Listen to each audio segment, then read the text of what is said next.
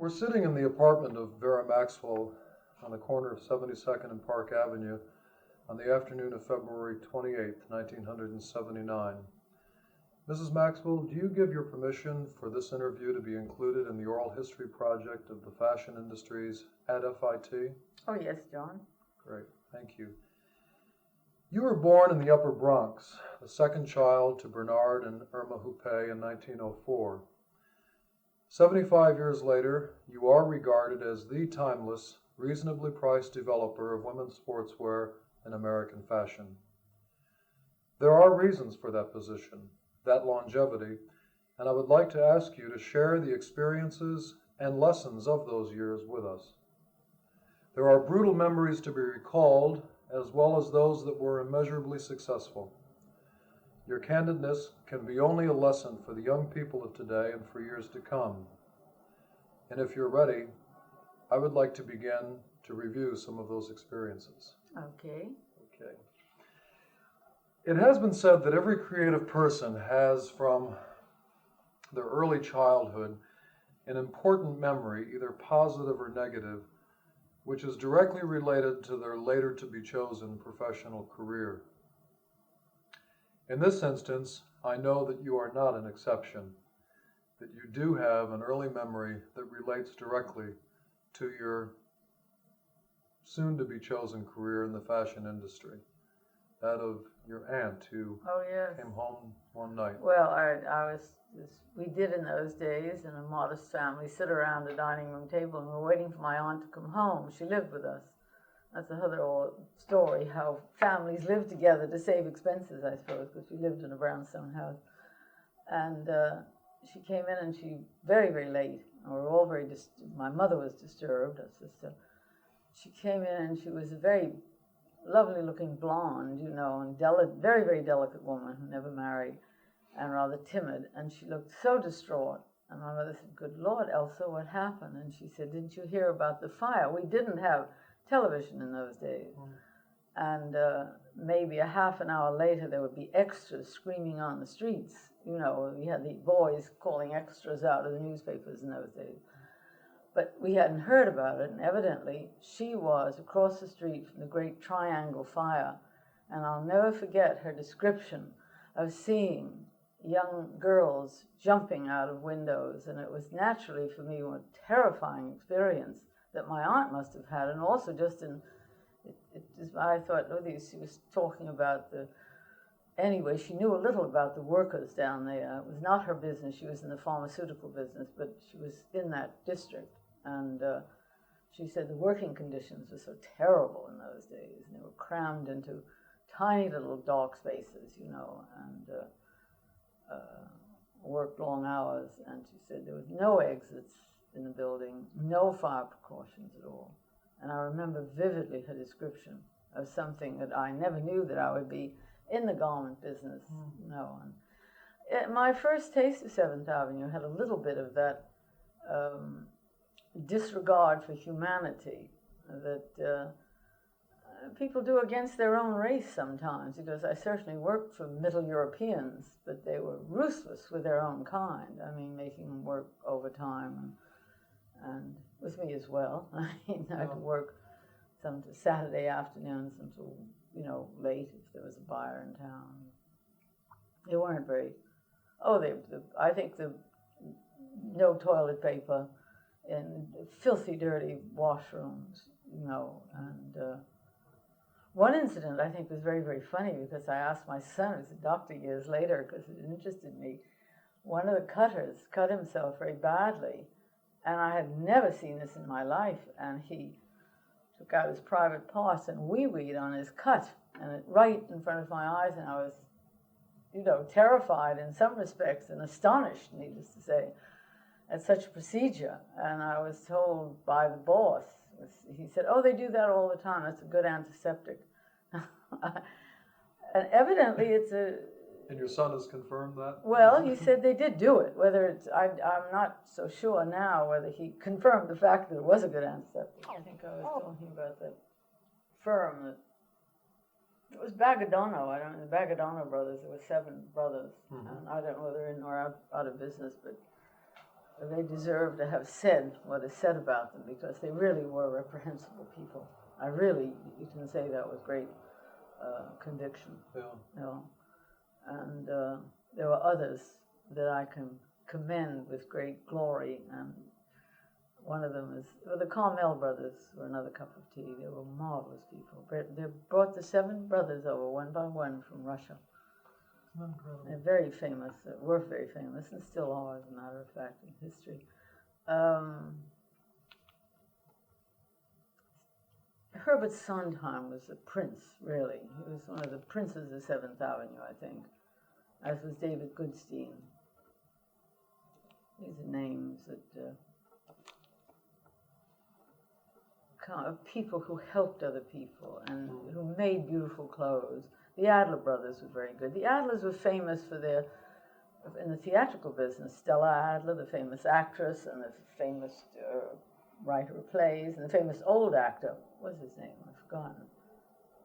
Anyway, one of the famous of the Jewish actors, you know, the acting company that today is still famous. It was a nice composite of talent there. The Adler brothers were very good. The mother was a marvelous woman, a real matriarch. I loved her dearly. She's a wonderful woman. I worked for the Adlers later on. Right.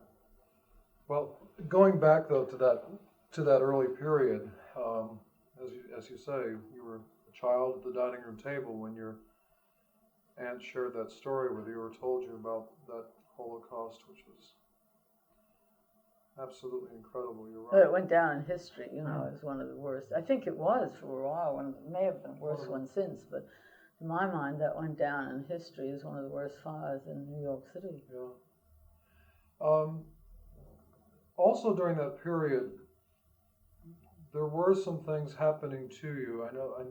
I also know that you began a very early love for the humanities, for the classics in literature and art. Well, I think early, before I read very early, I think, but I read very trite little things like the Peterkin Papers and childish books, you know, and very sweet books.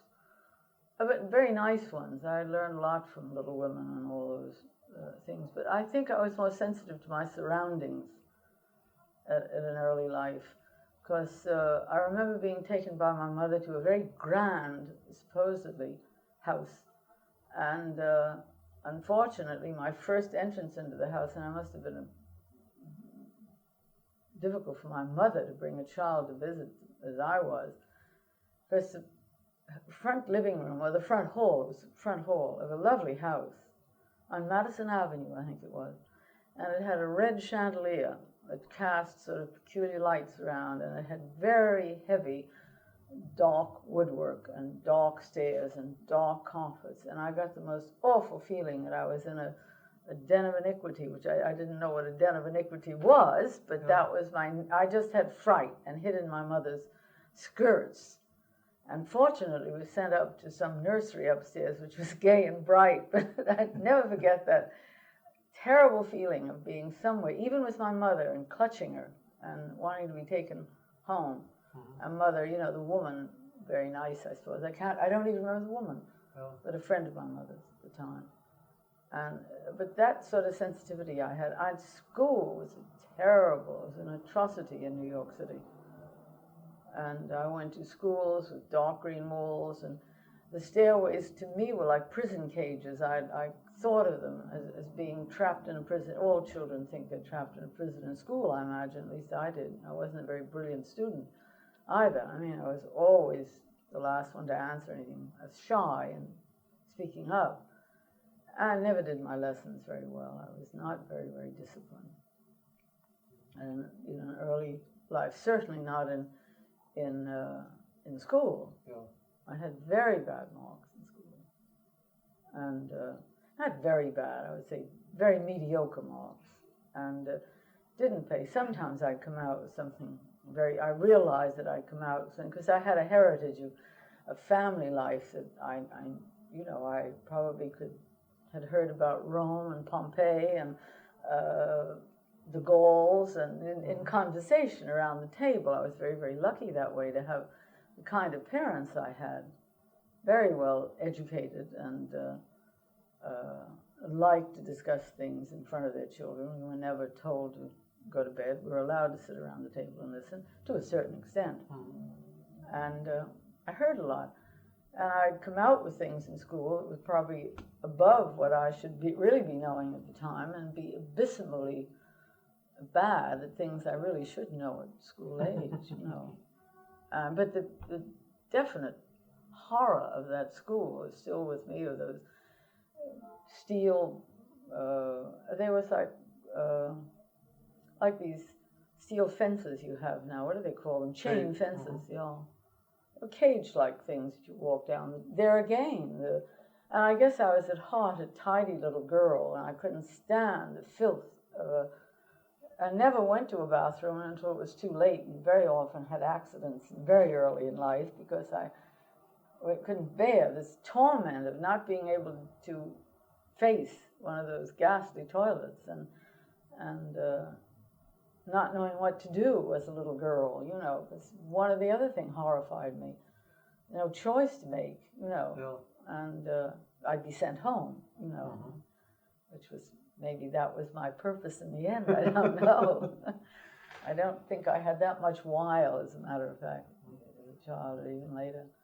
But even the schoolrooms had that awful dark green, you know, sort of ugly shade of horrible green, with, of course, the usual portrait of Lincoln and Washington on the walls. They never had anything else. I think that's terrible. I hope they do better than that for children.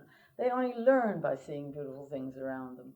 Absolutely. And schools, I've, you know, often said, with all the paintings that are hanging around 4 stories below the Metropolitan Museum, there are walls and walls and walls of painting that should be sent even to schools all around so children can see them, that they don't have to trudge down hand in hand, and they don't like going through. I think it should be part of their life, that when they go to school, if they don't have them at home, they go to school, they see them on the walls, beautiful pictures. You know, even if it's only 1/10 of the children that see it and recognize it as something more beautiful, they're not to descry our founding fathers or Lincoln. It isn't that, but they were so, it's like saying the Pledge of Allegiance. We forgot what we were doing in saying it, instead of having it said with great thought once a year, maybe, to know what we were saying, to say it, mumbling it every day of our lives. Looking at Washington and Lincoln didn't make us any better patriots, I'm sure. You not only observed within the classroom, but also at home. I know that. You tell the story. Well, I was there again. I was very lucky, you know, in having a kind of background, because Mother always had a beautiful home. As little money as we had, you know, it was, you know, and Mother got chintzes when they were unknown, you know, in a living room, and really very beautiful pictures. We had engravings mostly.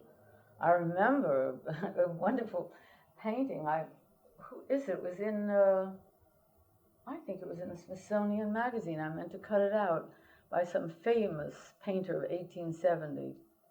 And it was called, we used to call it Psyche at the Sink, but it was one of his great paintings. I can look it up because the whole issue was not a whole issue, but part of an issue of the Smithsonian was devoted to some paintings from that particular period. American no, all English. These were English paintings. The paintings were famous, but the engravings also were famous, and this was beautifully hung. And then I have some in the other room still. One of, one quite large one was Nero's wedding that we were. We loved. I've forgotten the painter's name, but there were those 1860-70 painters that by the time, this is in 1910, were very famous engravings, you know, and the engravings were quite expensive and beautifully framed. But I remember Psyche, a little nude actually, with this lovely shawl hanging over with a lovely amphor, you know, holding it out over the bath. And later on, when my sister was a little bit older, the boys would come and make fun of having a nude, saying we were shocking to have a nude painting. This was when we lived in Jersey, where they were Not quite as sophisticated as New York, I guess. That was in Leona? Yeah, that was in New Leona. Jersey. Well, there was also, I remember a story that you tell of looking out of your window down into a garden on Mott Street. No, that was taking, the elevated train ran up to where we lived, and we were taken to New York quite often. And also, I think 2 lines went down, and when we, not before the elevated line was, we didn't like as much as the train. They had a train at Zoological Gardens, I think it was called, a stop on the Boston and whatever railroad it was.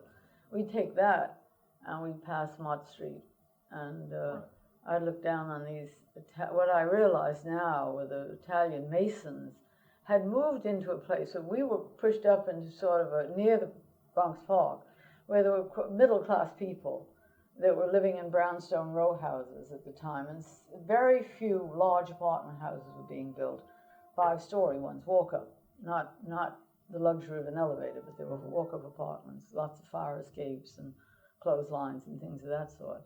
And as you got further down, you could see that an immigration had taken place of Italians right over the river. Some of them probably walked to work, to do masonry work, because they were all or they were in railroads or whatever. But most of them, I suppose, were doing the building, whatever building was going on. And I would look down, and it was only years later that I realized the extent of coming from a place like Italy, where gardens would, even if you were poor, you had some kind of a little spot, or your family had some kind of a spot, be it ever so arid, that you could plant a tree or a grapevine or something like that. And because they loved statues and pottery, and they must have taken bits of pottery, and once in a while you'd see a head of something that they would take out of tearing down a library, which we're doing in those days as well as now, tearing down beautiful old buildings. And I could see they'd take a caryatid and put it in their front yard, and a funny old fountain or something with no water in it, but they'd have plants in it. And I realized the heartbreak of coming from another part of the world and with great, diligence, pulling these things together to make an Italian garden out of literally nothing. And there were little frame houses. These are the houses that the property value had gone down very, very sharply, as happens all over. And that's this famous part of the Bronx now that we're, the West Bronx.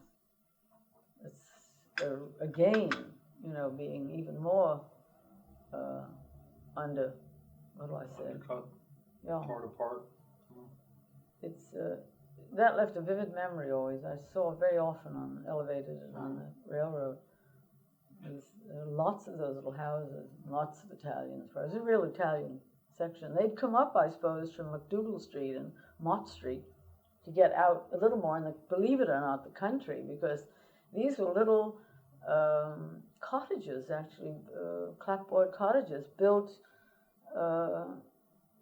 I saw a similar kind of houses in Cincinnati once. It reminded me of these, because it was a rundown neighborhood where there were row houses of clapboard with little gardens in front and gardens in back.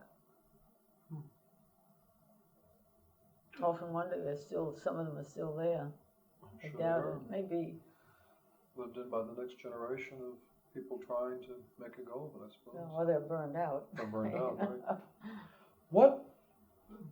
Keeping in those early years a little bit longer if we can,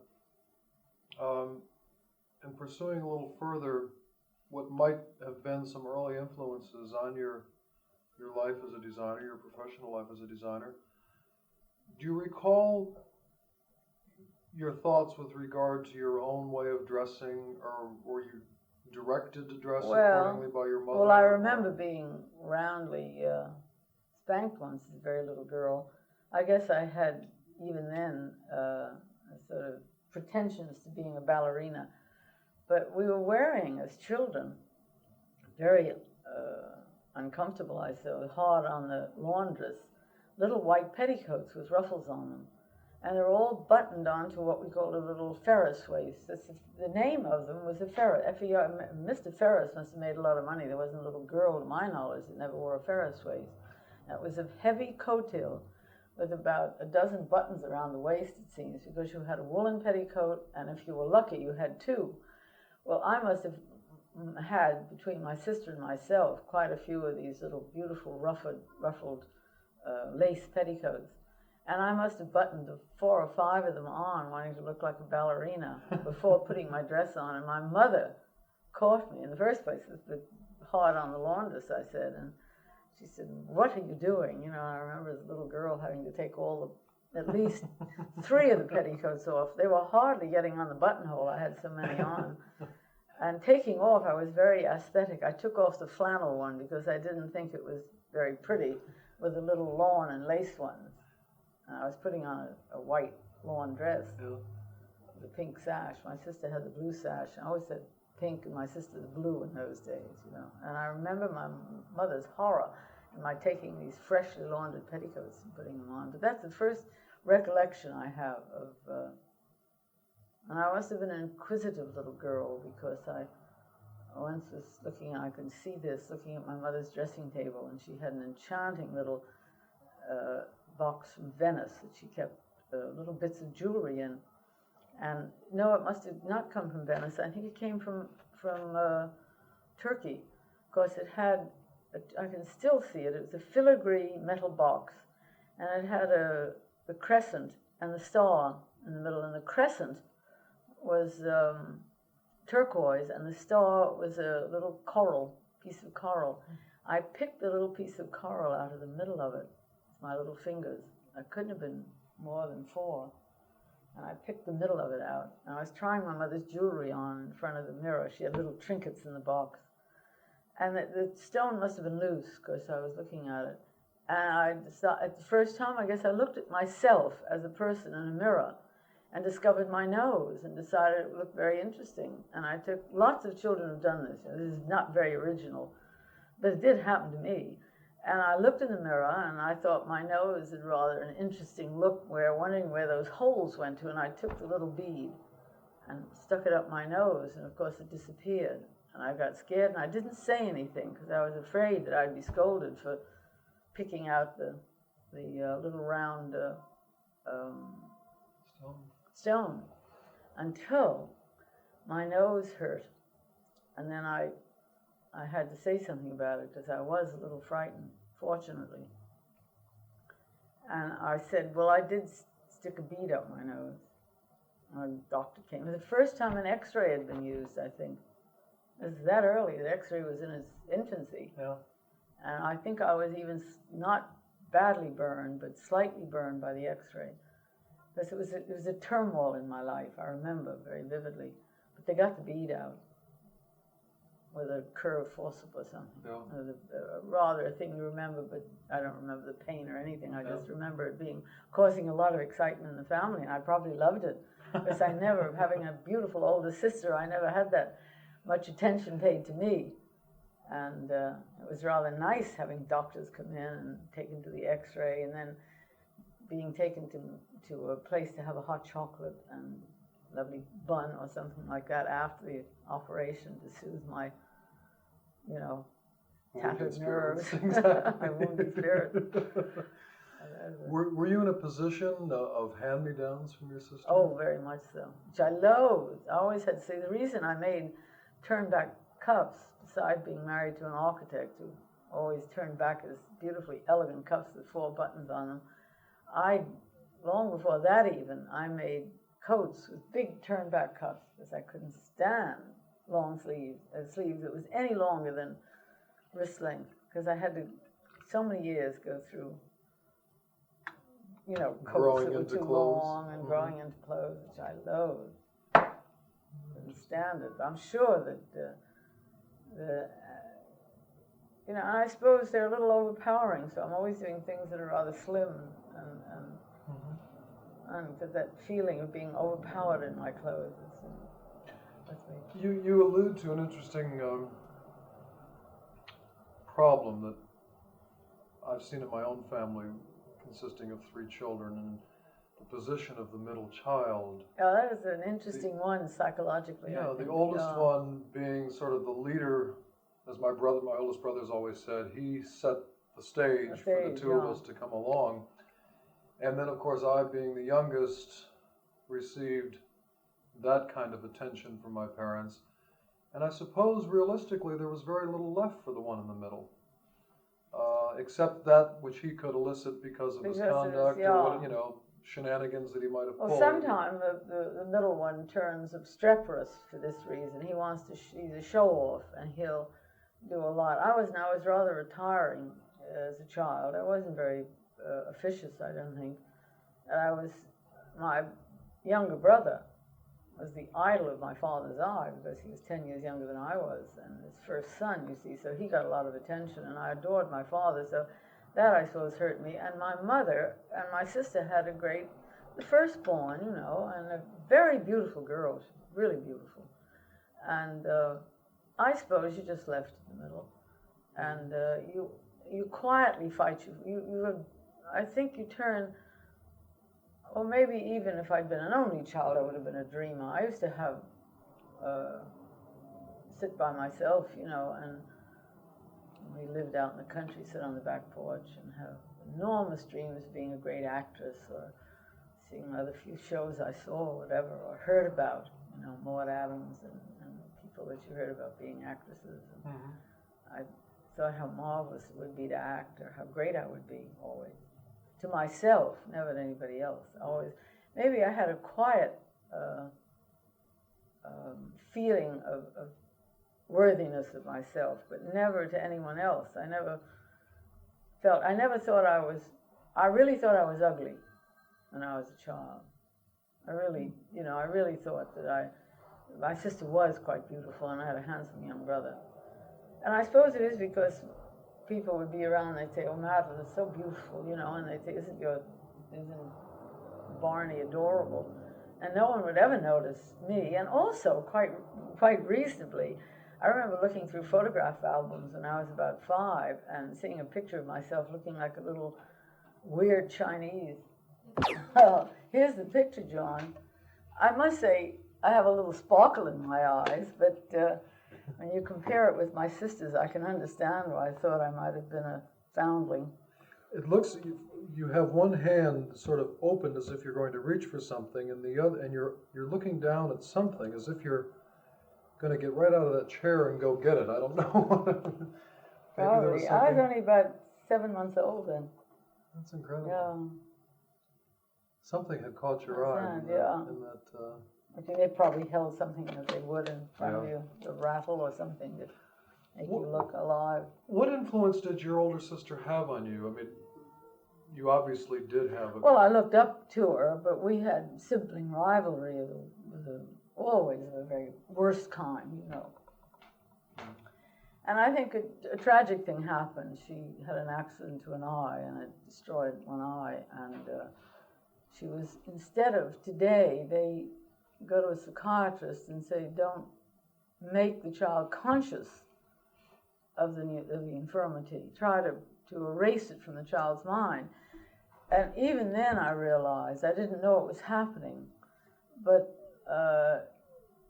the family would dote on her, and that was a hard thing because I was about 10 or 11, and she was about 14, I guess, or more older than that. She was 15, going on 16.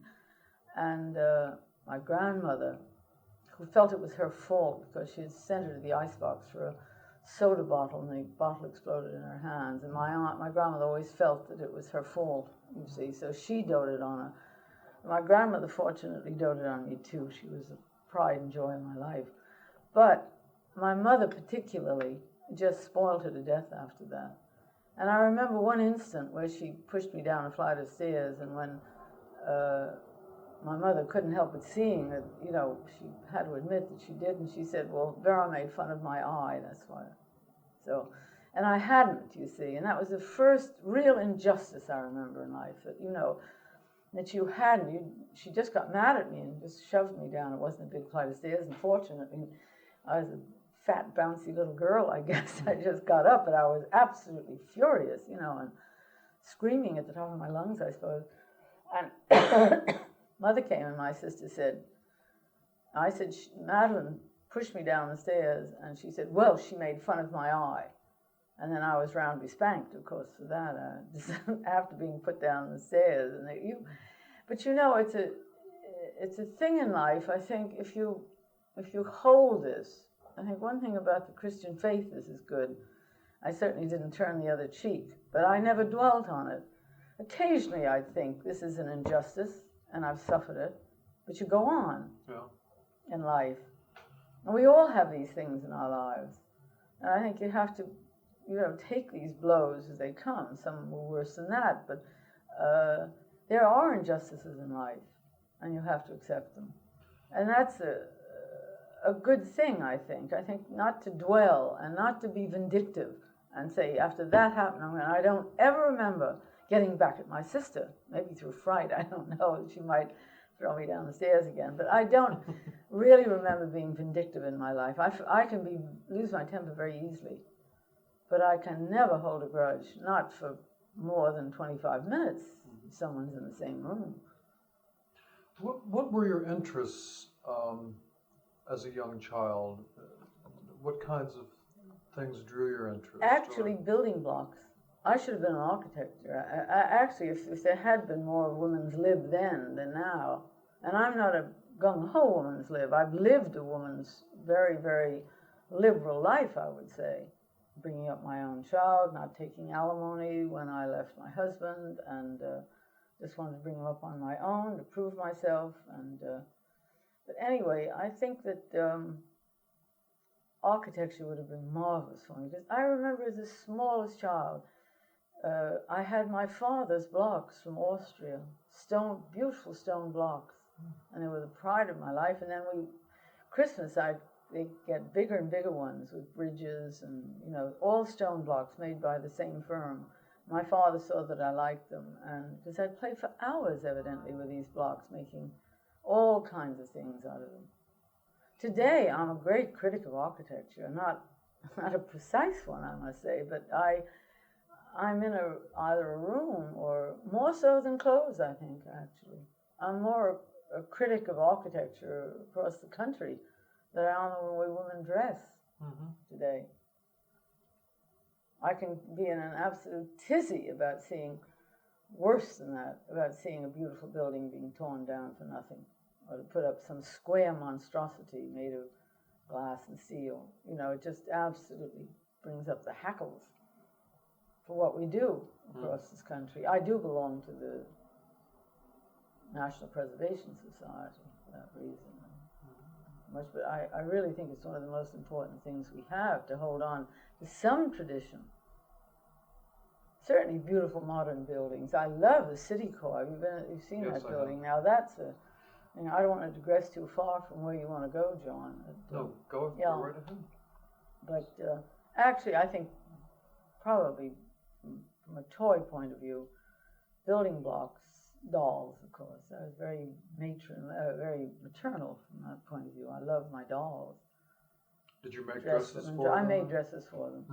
But there again, my sister she sewed so beautifully, and she'd take hours constructing a dress, and I would take a piece of fabric and take a scissors and stick holes in it and get some ribbon and tie my child into a dress.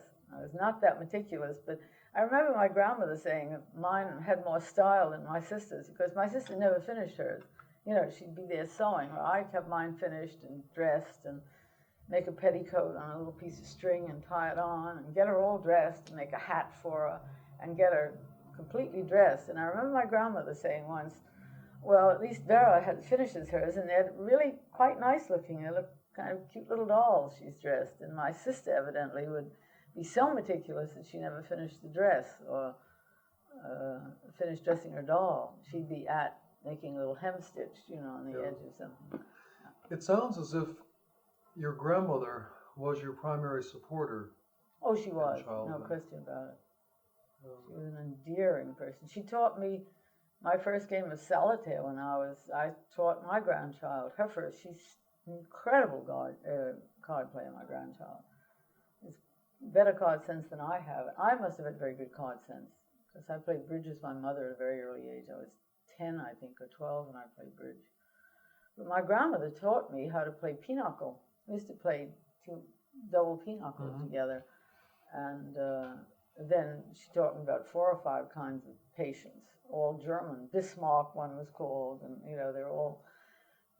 One was Napoleon, one was Bismarck, very European, games that I still play. I love playing patience. But my grandmother had she had a great effect on the whole family, I think. She was a great, lovely woman, and very kind and very sweet. Retiring, but with she still had great force. I mean, she wasn't assertive in any kind of way, but she's... Your grandmother and your aunt lived in your house? Yes, and my uncle. And your uncle? My unmarried uncle, early in life, and my grandmother, of course. Uncle was a marvelous man. He would have been a great diplomat. He was with some Japanese-American firm that imported, I think, Japanese things were becoming very, very, this is around 1911, I think, when, I think they were called, not Cozy Corners, maybe Cozy Corners comes to mind, but everybody had to have one in the family, and they were, you were right in, they're using them today, these water-cooled pipes. Oh. They really looked like the Sultan's quarters. My uncle his room was done. We used to go in there. We thought it was very cozy and very, bizarre, because he importing all these things from Japan, and probably from the East. It was probably an Eastern trading company of some kind. But he brought my mother and my aunt Japanese kimonos. The first time I'd ever seen those beautifully embroidered Japanese kimonos. And then summer ones that were less cotton crepe, for the summer. And but his room was fantastic, with these Oriental rugs and great big pillows. And he was in love with a great.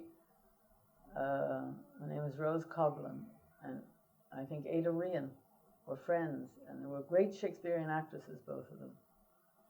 And my debonair uncle was handsome, beautiful man, very tall. And I still remember him. He had this beautiful long blonde hair, burnished blonde.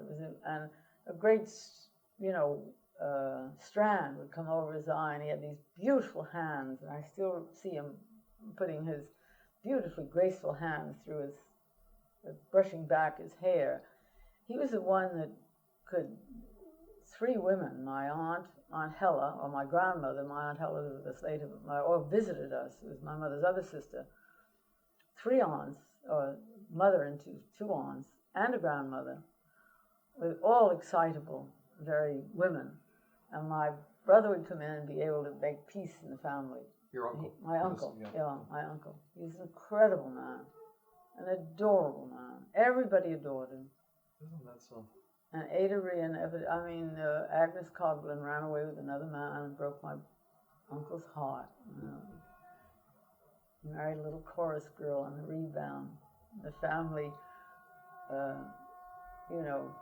my aunt Hella was a terrible snob, and she never would look at her. My mother was less. My mother at least accepted her.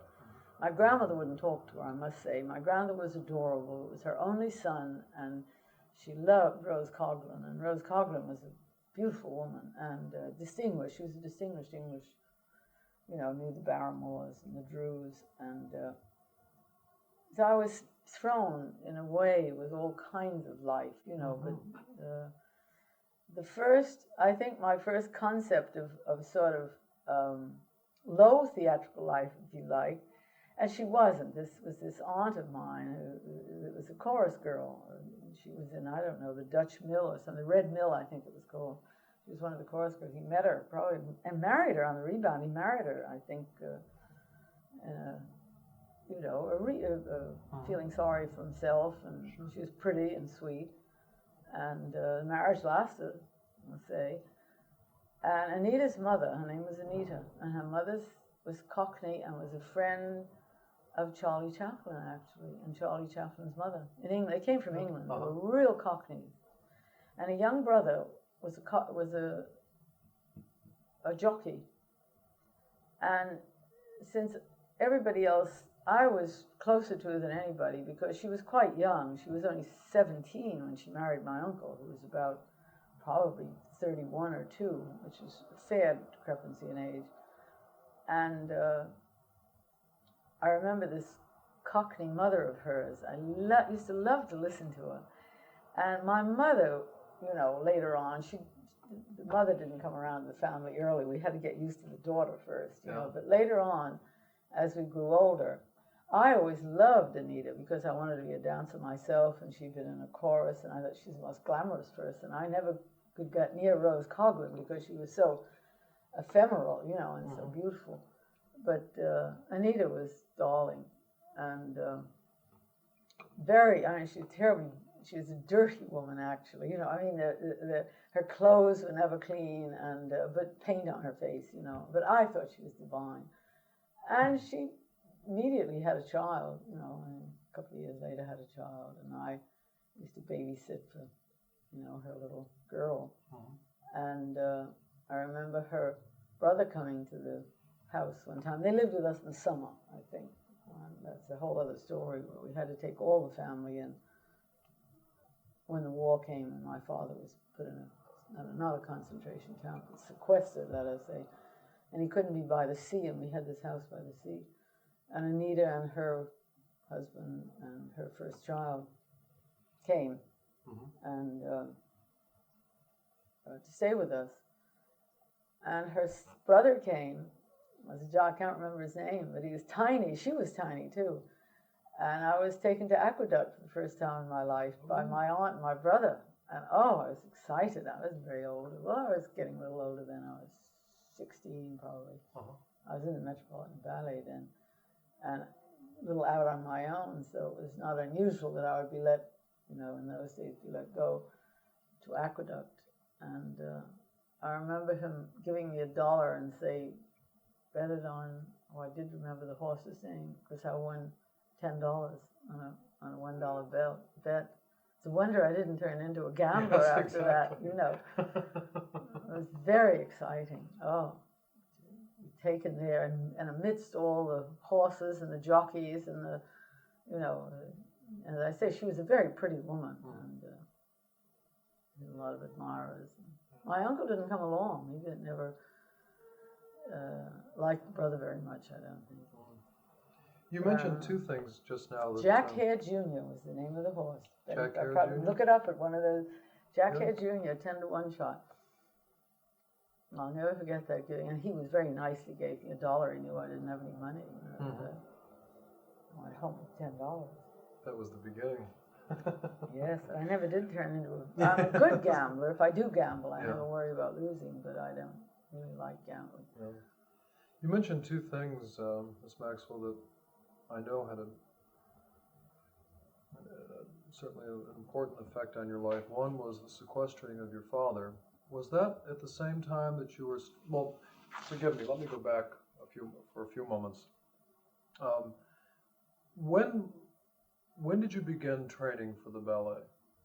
Well, my grandmother took me very early in life. I think I was 14 in the summer to go to, Pavlova had an advertisement, and she was playing at the Hippodrome, and there was an advertisement in the paper that she wanted to have American girls in her ballet company. It never amounted to anything, I don't think, but I was taken down, and I didn't actually meet her. She was there, you know, and there was, I think Massenine was there too, and there was a piano player. And I'll never forget it. There was a little Japanese girl, and she turned out to be one of our great dancers. I wish I'd known her name. I can't remember her name, but I remember she was absolutely divine. And I thought, what am I doing here? I had never danced except to Rienzi Overture and the Mignon Overture, I think, were my two my grandmother's phonograph. And when I felt wistful, Nur vedi Sehnsucht, Kent, with Mischa Elman, I'd go waltzing around the place. But I used to have no ballet slippers. I never even heard of a ballet slipper, but I had gained through my uncle. We had these Middle Eastern embroidered shoes with no heels, in very soft leather. And I had those tied on with a piece of ribbon, and bloomers, bless me, and went down with a sailor suit and bloomers. And I think the only reason that, and I didn't realize this because I had never seen Pavlova on the stage, you see. And I had clipping books full of her pictures and everything. I was mad about it. And terribly excited, and this darling grandmother took me down the back of the Hippodrome, backstage. And I remember the guy that was playing the piano, or maybe it was Massenine, I don't remember, said, what would you like him to play? And I said, Glow Little Glowworm, because that was the only thing. I danced to that abroad one time. We were taken abroad as a child in Baden-Baden. I used to play that every afternoon, and I'd go waltzing. That was my favorite piece of music, Glow Little Glowworm. Glinkas, I think. Very lively little piece. Evidently, she had turned that into Pavlova's Gavotte, which I hadn't even known about. And she was beautiful. She was dressed in a Directoire satin costume, and they did a Gavotte. She and Massenine, I think. I don't know who was her partner then. But then she looked up when he started to play the Pavlova Gavotte, you see, which I thought was, I didn't even know what it was.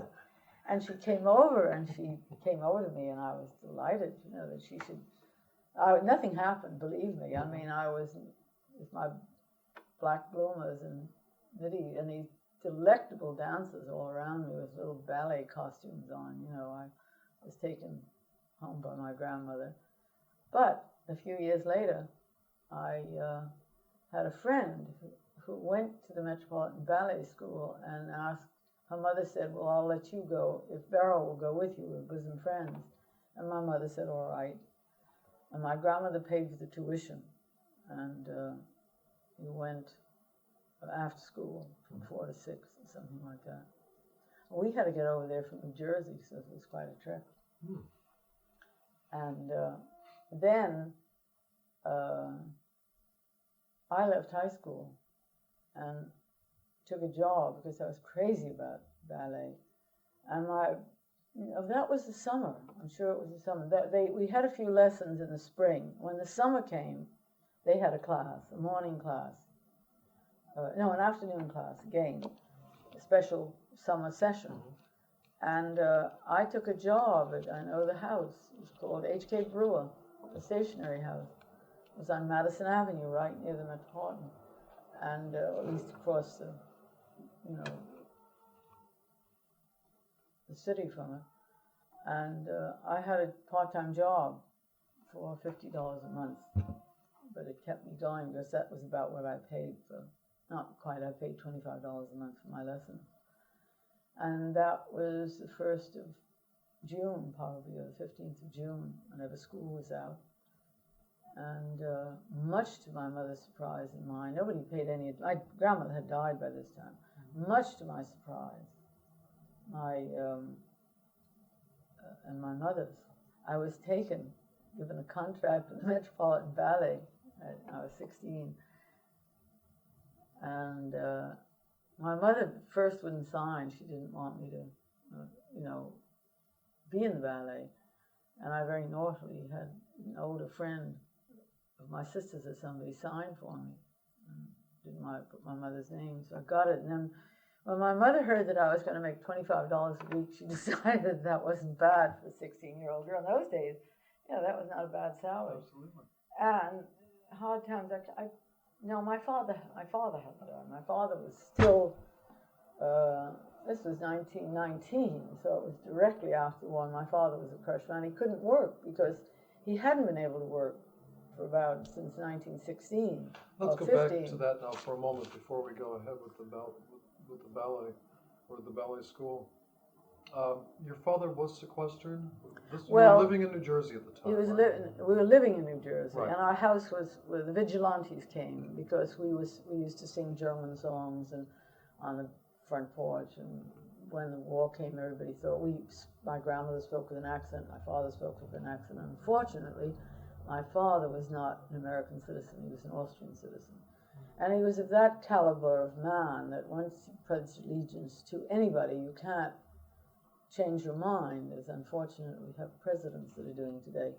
I mean, when you pledge allegiance to somebody with blood, and it's really a joke, they would pledge brotherhood with another officer, and they literally would cut a vein, and they'd beat and put the blood together, so they could never be anything but Austrian soldiers, or be in the Austrian army. But he was sent over here by his family and met my mother, and then what he did to earn a living, I think, was to give riding lessons at Squadron A to some very socialites, men and women, and also sell wine. He was like, but not like when Ribbentrop. He was a small wine merchant. So by the time the war came, after the war, there was no wine, you see. He lost his business, and he lost his heart because he was sequestered. He couldn't see. I used to have to take my little brother over to see him every Sunday, and it was heartbreaking for me and heartbreaking after the What were the conditions tragedy. in which he was, how, about what time? Was this 19? It was 1916, the end of 1916, I guess. And where was he? When did we get in the war? 17. It was before we were in the war. Yeah. Just before. But they were beginning to pick on people who had accents and Liberty Cabbage and all that sort of thing. Where was he taken? He was taken to Hoboken, and he was in a rooming house in Hoboken. And Mother, quite rightly, after our house was ransacked, she took sight unseen a brownstone house at East 87th Street and took it sight unseen. And whatever money she got for the house, she must put on a down payment. We sold the house later on to the Four Marx Brothers, which I think is amusing. Oh, really? Yeah. But Mother was a marvelous woman in a way. For a while, I didn't get along with her because of her association with my sister. I felt that she neglected. I never felt neglected, but I thought I had no rapport with her. But as you get older, you realize your own fallacies and your own difficulties, and you realize how brave your mother was in certain circumstances that you didn't see clearly then. But when I think of that woman, my grandmother had just been alive then, with my father, who was a broken man, and she had no money from my father. She got my aunt, uncle, and then the aunt, whose husband was a great newspaper man, and that was difficult. Fortunately, my father was out of the house because he was an Englishman, my father was an Austrian, and it was very bad. My mother, being realistic, wanted to be more French because the family was half French, half Austrian, and the name von Hupper was quickly changed to Huppé with an accent aigu, and my mother did that, so that we went to school in New York, it was Huppé, not von Hupper, which was a very German name. My mother did that, and I think women are very realistic, I think, when it comes to that. But she took this house furnished, and we did have some beautiful pieces of furniture she put in. It was maybe half furnished, I can't remember. It was a very elegant house.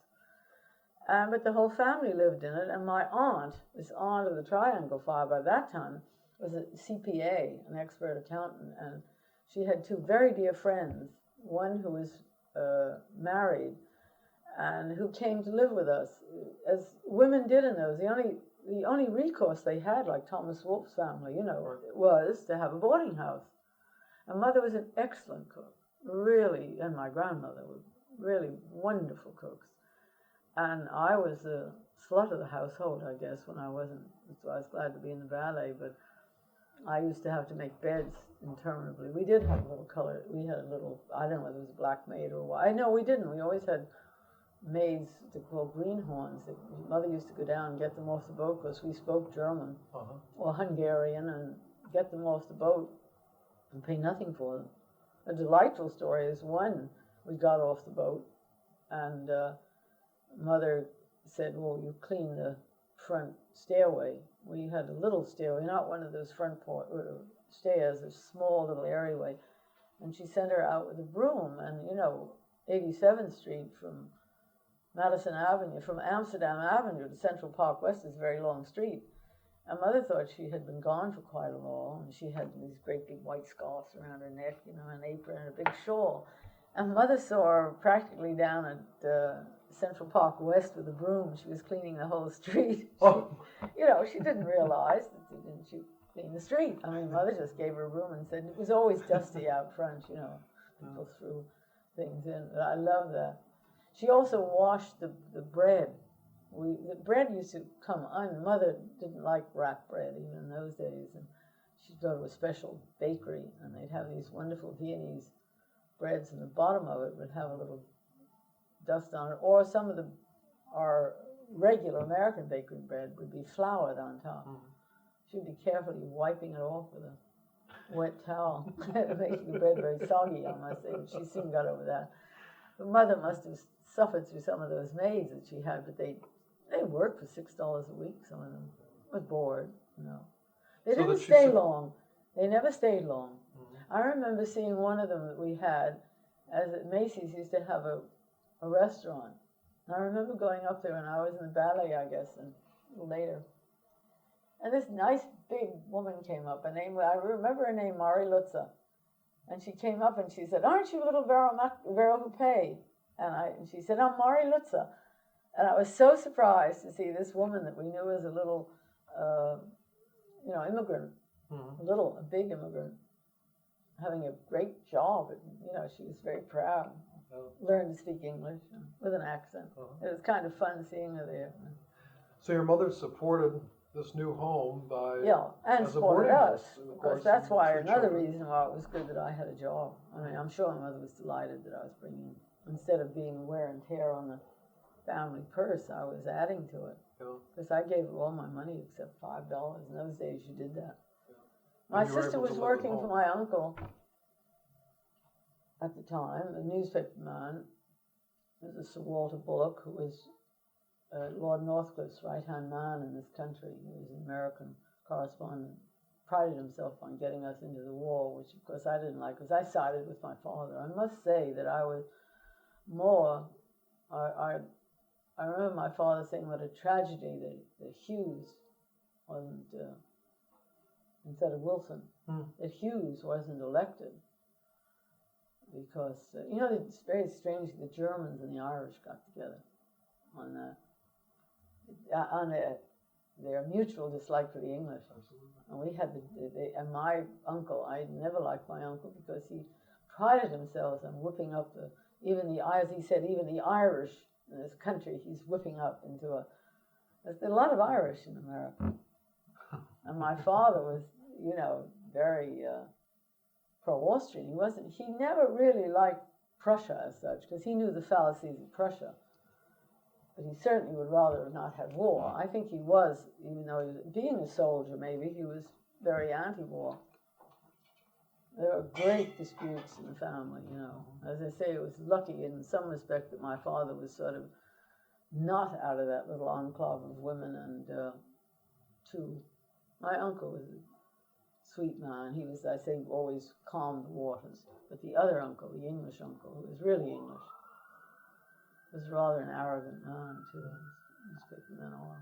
Well, then, when your father came back from Hoboken, he, of course, then returned to New York, but you were but he was broken. Yeah. He was broken by that time. He just lived at home and tried to sell a few things. And I said, terrible for a proud man he always held up his own, in the family. And he was quite debonair, and having been an officer, he always looked immaculate. I still remember, when men used to wear white braid around the edge of you wouldn't remember, but it's being in the field you are. If they had black vests, they always had this little bit of white braid around the edge. It was very chic looking, and he was immaculate and always dressed beautifully. He was not a fop exactly, but he loved to look well. And my mother was more practical, you see, and my father would come home with a French hat for my mother when the gas bill hadn't been paid, properly, and he was extravagant from that. who would buy us things and take us out and buy us things too, much to my mother's, horror, because she had to keep the purse strings together. Yeah. And he didn't care about that. So it was doubly bad for him, I think. He was a crushed. I remember him more vividly as a dear person. And when I was a child, I adored him. He was the one before my brother was born, and I sat on his lap every night, or whenever he was home, and cuddled up. He was my, if you have anything in in a family like that, I mean, I do know that the minute he come home, I can still see myself cuddled on his lap, as a child. But when he came back, it was a heartbreaking thing to watch him, and just, completely. He had a stroke and died when my son was born in 1924. But he never regained any of his self-respect. Never. It was tragedy. And my mother didn't help really there I saw it. But she had her problems, bringing up my son, who is a professor in your college now, and getting him in school, seeing that he had an education. She see later on how, this tragedies you go through in your life, and how you hate your parents sometimes for, making you do things, to realize later on in life, when you're found in the same position, how you have to fight for your way around the world, or your way around your job. It's very difficult. And I appreciated my mother only later in life. I fortunately was able to do a lot for her before she died. I was making enough money and took very good care of her and loved her dearly. But I must say that love was not there, and on either on her part or mine when we were growing up. But she was a valiant woman. You mentioned your son at FIT? No, my brother. Oh, your brother, yes. This young brother Right. was FIT. Right. Yeah. He's in the medieval department, I think. At Harper. At Harper College, right. Harper College, right. At FIT, no, FIT. That's I'm sorry. No, Harper College in SUNY, it really is. State University of New York, right. State University of New York. You were very involved at this time, which is difficult to summarize, but you were involved in the ballet while life was going on at home, yes, with your father coming yes. back. And what was that experience about at the ballet? I mean, when you became a member of the ballet company? Very exciting. Very exciting. But that was the first time I learned discipline. I mean, even as a dancer, I must have worked pretty hard that summer to have been accepted in the first place. And that was the first real discipline I had in my life, that I tried in school. I had some discipline. I was never a very unruly child, but as far as having the discipline to accomplish anything, like a lesson or get good marks or anything like that, the ballet was the first time I really succeeded in doing something in 6 weeks that, when you look at it, to become a dancer, well, a year, because I had 6 months before. Not 6 months even, I had about, almost 6 months of school, ballet school. But it was much more intensified the last 6 weeks. And I was accepted. I must say that I was accepted probably because I had very good straight legs, and they used girls for boy pages in those days and for parts. I never got even I think I was a pas de 21, never a pas de deux, pas de quatre. I never achieved any great, I was never a great ballet dancer, but just to become a ballet dancer takes technique, believe me, and takes an enormous discipline. And the reason I never became a good one is because when summer came, I was a model. I took a job as a model to make money, but instead of being a model, I should have kept on being a ballet dancer, because by the time I came back in the fall, when I did have another year there, I had to work terribly hard to get my body back in trim, to get back into the ballet. So I never became a good ballet dancer.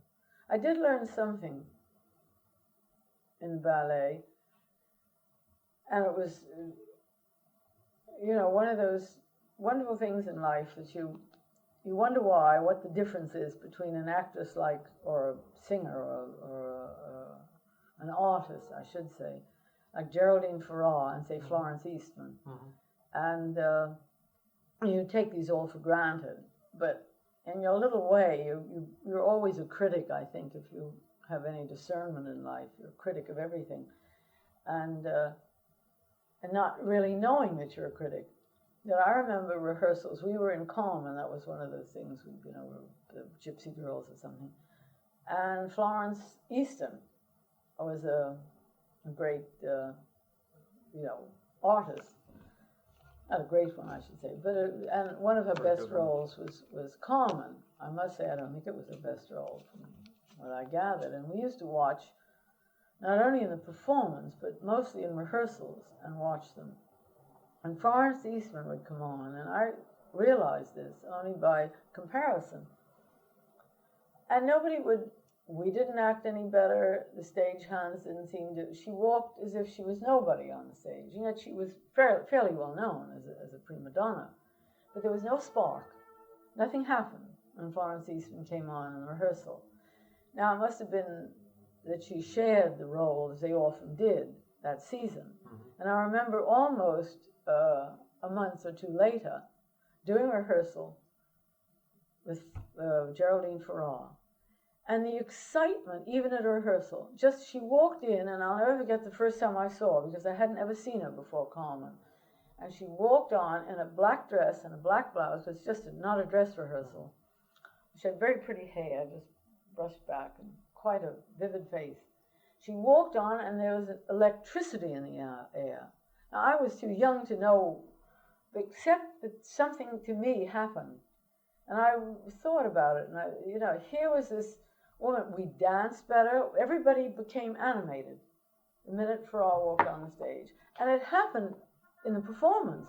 When we danced with with Florence Eastman, it seemed to me, I was that conscious as an artist to know that we were just walking through our parts, really.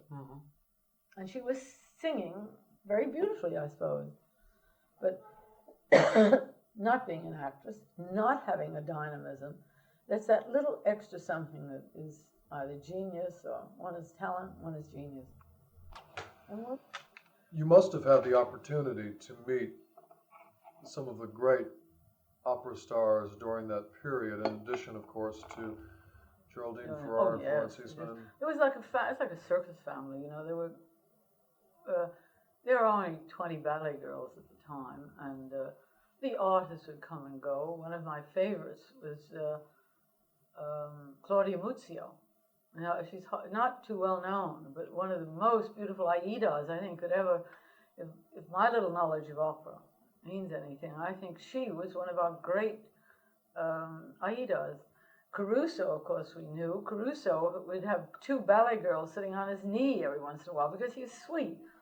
Even with his wife there, there was nothing outre about it at all. He was just an endearing man.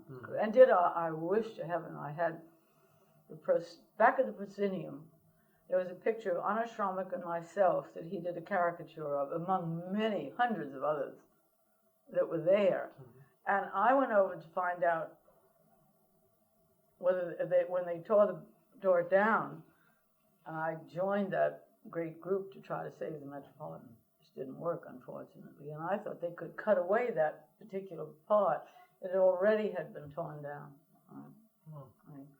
But I would have loved it to see it personally at the Metropolitan Museum Library now, or Lincoln Center Library, in a plaque, because it was a very short piece, and it was on three sides. And while somebody was singing, he'd be doing his me, and checking his voice, and he'd be sketching us, and he did just like a Degas. We were tying our ballet slippers, and he did a cute little picture of a caricature of Anna Schrammich and myself, among probably some of the other ballet dancers. But there was a picture up there of Billy God, who was the publicity man of the time. Everybody thought, we used to call him Uncle Sam. He had a pointed beard and a long face, just like Uncle Sam. And I can still see the caricature of him. Nobody remembers him, probably. I think good publicity people will know Billy Guy. He was one of the great early publicity people. And Caruso, of course, did one of himself. You know, it's a great piece of artwork, and I just am incensed that nobody, you know, cut that away. I mean, it's just a horror to think that that sort of a, you know, visual commentary should have been thrown off. But I was very, very lucky, being as young as I was, and so. And the older ballet girls are incredible. I remember one of the stagehands grabbing a hold of me one time, and one of the older ballet girls said, "Let that kid alone, you big oaf." And, you know, they were very protective of us. As I say, we were, you know, well protected by the chorus women. Some of the chorus women were very motherly. They were all Italians sitting around crocheting for their grandchildren, some of them. Lovely women, the chorus women, and men. They smelled a bit of garlic, I must say. I remember in Aida having to do a beautiful adagio or something I see, and having a tenor, you know, blow this ghastly. I've hated garlic ever since. Breath in your face, because they saved all their money to go back to Italy, you know. Mm-hmm. When we take a train down to Philadelphia to do a performance down there, we had a whole train, you know, two cars of a train. We were thrown with part of the chorus that had to go down. The whole train reeked of garlic because they did nothing but eat these enormous sausages filled with garlic itself, and bread. And they lived on that. They saved every cent they had to go back to Italy in the summer. Yeah. It was marvelous to see, you know. They come back every year. You know. It was a great, great period of my life. One of the best, I think, I had. Very short time. But it's the grease paint, you know, the roar of the crowd and the smell of the grease paint never leaves you. It's an exciting, very exciting thing. One incident, I think, talk about, would never happen today. The discipline was paramount on a stage. It had to be. Two things, I think, are very interesting little stories, asides. Anna Schrammick and I, you know, 16-year-old, 17-year-old kids who were cutting up just before going on, and Faust, I think it was, and we're making a little noise. And the stage manager, his name was Agnelli, I think, came, short, very dapper man, came over to us and gave each of us a really big slap in the face. I mean, but almost knocked us over. Quiet. Boy, were we quiet. I mean, we were kids, you know, carrying on. But who would ever do that today? We knew we were wrong. Mm-hmm. But a big slap in the face, which we understood. We never did it again, believe me. Mm-hmm. And another incident that's funnier than that was in Aida, and all the Columbia boys used to come down from Columbia to hold spears in Aida. And one of them had enormous Horngren glasses, was just going out with this big spear, and he's a marvelous guy. He must have been the stage manager. I think he was the assistant stage manager, or he wouldn't have been in the wings like that, you know. He was probably the assistant stage manager. And he, just before this Columbia sophomore came on, he pulled the corner. I would have loved to do I've always wanted to be an artist and do a New Yorker ad of this great scene from Aida with a guy with great big Horngren glasses on. I think it would be just adorable, you know, with all those Romans. And, absolutely. Was that Fred Daniele, who is now, who has had the New Jersey Ballet, or? I don't know, and I'm not. I think Robinson would know. Francis Robinson would know right away who the assistant stage manager was in 1921. He was. I think it may very well have been. I'm pretty sure that was. I don't know, but I think his name was Daniele. Yeah. Something is very shocking. See him, very slightly blonde. He was a northern Italian, you know, the blonde northern Italian. Terribly slight, very fine looking, very aesthetic looking. A boy, a temper. But we, you know, we never forgot that. And but it was a very, very happy time in my life. Worked hard, never made much. We never had enough money, never had enough to eat. when you dance like that, you're starved when you get out of a 5 hour, ballet session of exercise plus rehearsals and everything else. Were And you you're just also, starved. had you started working on the Avenue by then, on 7th Avenue? Well, only in the summer. You Just see, in you the couldn't. summer. We had full-time jobs. Mhm. We rehearsed from 9 o'clock in the morning until midnight. They wouldn't do that with. We tried it. I think Equity was started, but it hadn't quite gotten around the Metropolitan Ballet. I think just 1921. I think it was. Uh-huh. I left in 21. Uh-huh. I think then it was. It had already started. Do you remember, do you remember any, or recall any experiences of reacting to costumes at that time, of the costumes of the men? Oh, in a very detrimental way. I have to go back to Aida because it's naturally a spectacular opera, and we were in it all the time because there's a lot of dancing in it. And Anna Shromek's mother was a ballet dancer.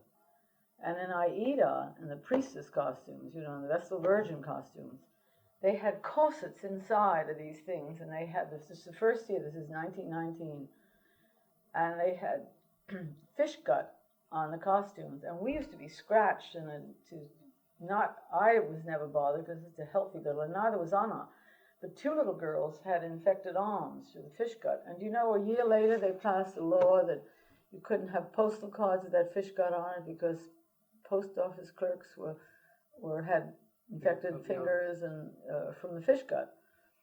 And I remember those, but the corsets inside, which we never could get around us, they would, as we danced, they hung under what they needed them for in the first place. Anyway, they had to be push up their busts, I guess, in those days, Anna Shromek's Mother's Day. But the dates were inside of the corset of all the girls that had worn it. Her mother's was in mine. Her mother's maiden name, whatever it was a German name, I remember.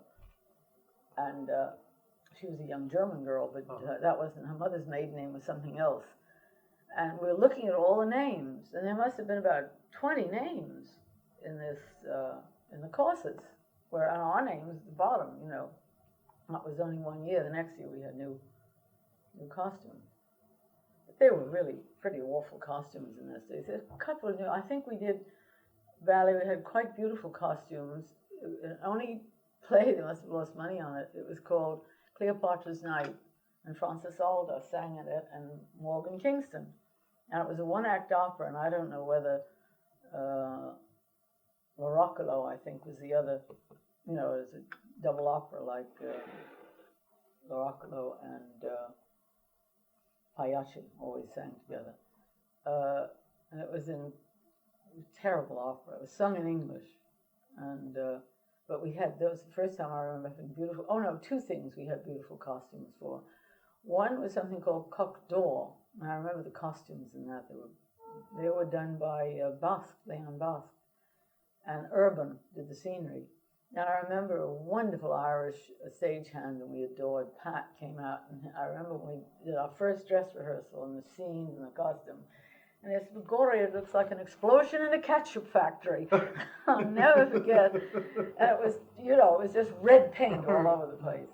And we danced, and the chorus sat on the side and sang, if you know the opera, they just, beautiful music, that. Loved it. And Rosina Galli had left the ballet by that time. Oh no, I think she was still there as a mistress, and the prima ballerina was a little American, an English girl, I think. I've forgotten her name. Beautiful little dancer. So now, in the summertime, then you worked on 7th Avenue, and no, we didn't. We got those jobs through the dressers, the wardrobe mistresses. Just as models. Their sisters all worked on 7th Avenue, and Anna and I went over one day. We got jobs, Once I remember we went up looking for a job. Wasn't there somebody that used to do a children's show that's still around? A vaudeville show that gathered all the children. I've forgotten the name of it. But he had an ad in the paper. Gus Edwards. His name just came to me. Gus Edwards and his,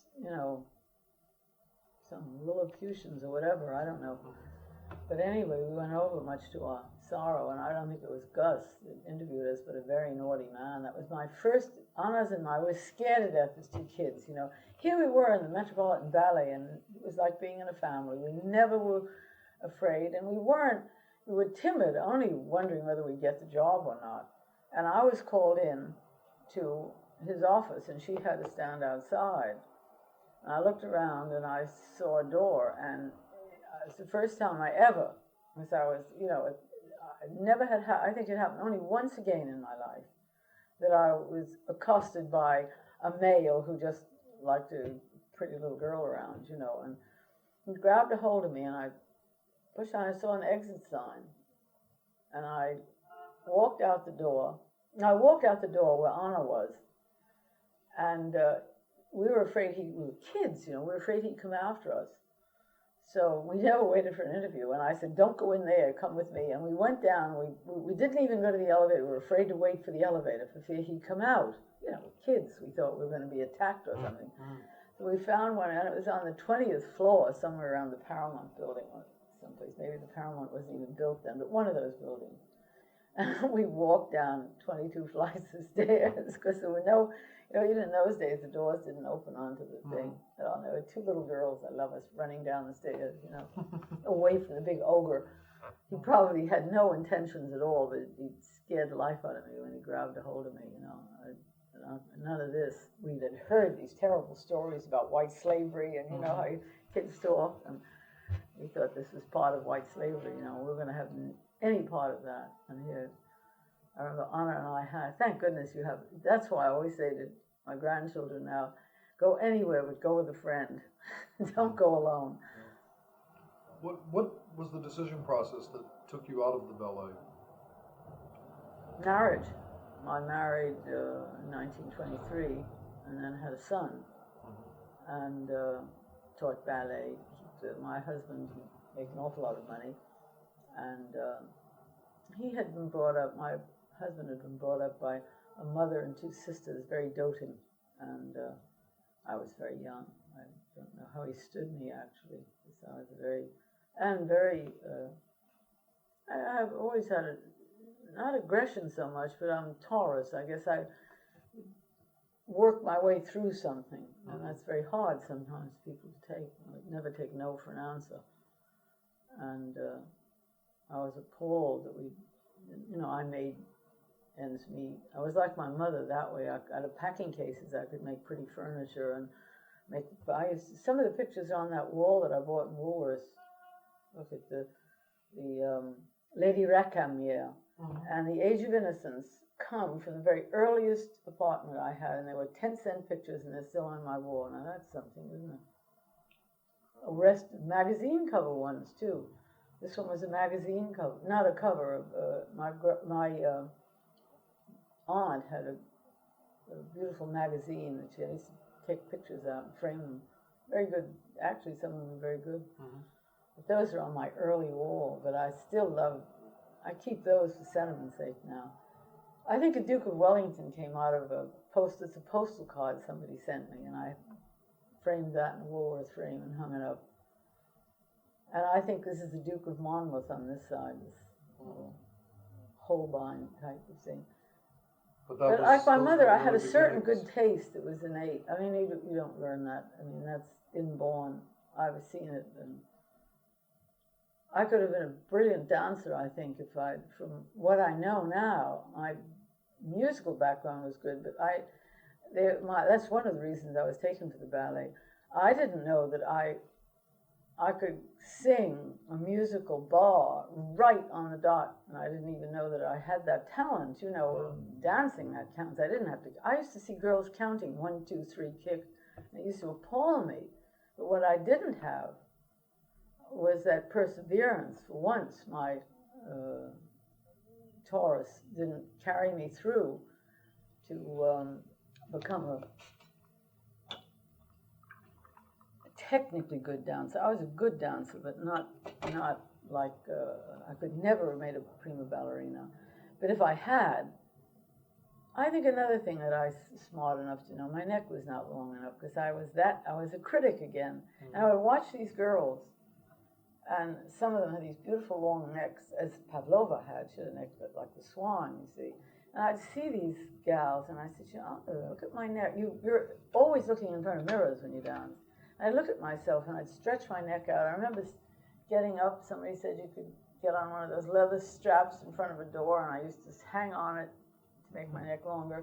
And it never got any longer, and I decided that and finding a nice young man to marry just got me right out of the ballet. But I never would have been a good ballet dancer. First, physically, my legs were beautiful. I know that I had very long legs and a short body, which is paramount for a good dancer. You know, a short, compact body and beautiful arms. I always had, not now, I'm talking about another person, but I did have very tapered arms and pretty hands and beautiful shoulders and arms, which counts for a dancer. But my neck, disastrous for a dancer. So I was lucky, really, to get into another. Actually, I left my husband after 3 years, and my mother said, "Are you going back?" Oh, and I had friends who, at that time, Marilyn, who was a great, I can't think of anybody but Marilyn Monroe. She was a great musical comedy actress, and she did Smiles. Wonderful, wonderful little actress, long before your time, but she was terribly well known. And I think somebody in the family knew her mother, and I was supposed to get a job in a chorus. They were paying much better than the Metropolitan, and for that I'd been all right, you know, a little pony ballet in a chorus or something. And I suddenly decided that I just didn't want to go on with that, having been a model, I could go back to modeling. And I did go back to modeling and very nicely found a niche that I turned into a designer. Did you, were you working at all when you were married for those 3 years? No, I taught ballet lessons to little girls around the corner. I used to sew for people, you know, and make clothes for people and anything to make ends meet. You know, I had this little boy to bring up, and my husband was away a lot, and he left me and went to South America, and I think he couldn't, I was going to have another child, and he left me for, I guess it was just too much for him to have another child come into the family, and he didn't even make enough money to take care of the first one, and he got a job somewhere in South America, and my mother was, of course, mother didn't want me to marry him in the first place, so that was the straw that broke the camel's back, and the I told you so syndrome? well, and she in a way was right, but I was young and headstrong too. But the second baby was born, lived about 2 weeks. I had it only 8 months after my first son was born, Jack was born. And I think he did come back, but there was no, I had lost faith. And I think when you lose that kind of faith, it's very difficult to go back. He's a handsome brute. He looked like Jean Gabin, not bad. And unfortunately, never had much. He was in the Navy in the First World War, and a very likable guy, you know. But I think what happened to him was quite right, and evidently he remarried. I never did until 15 years later.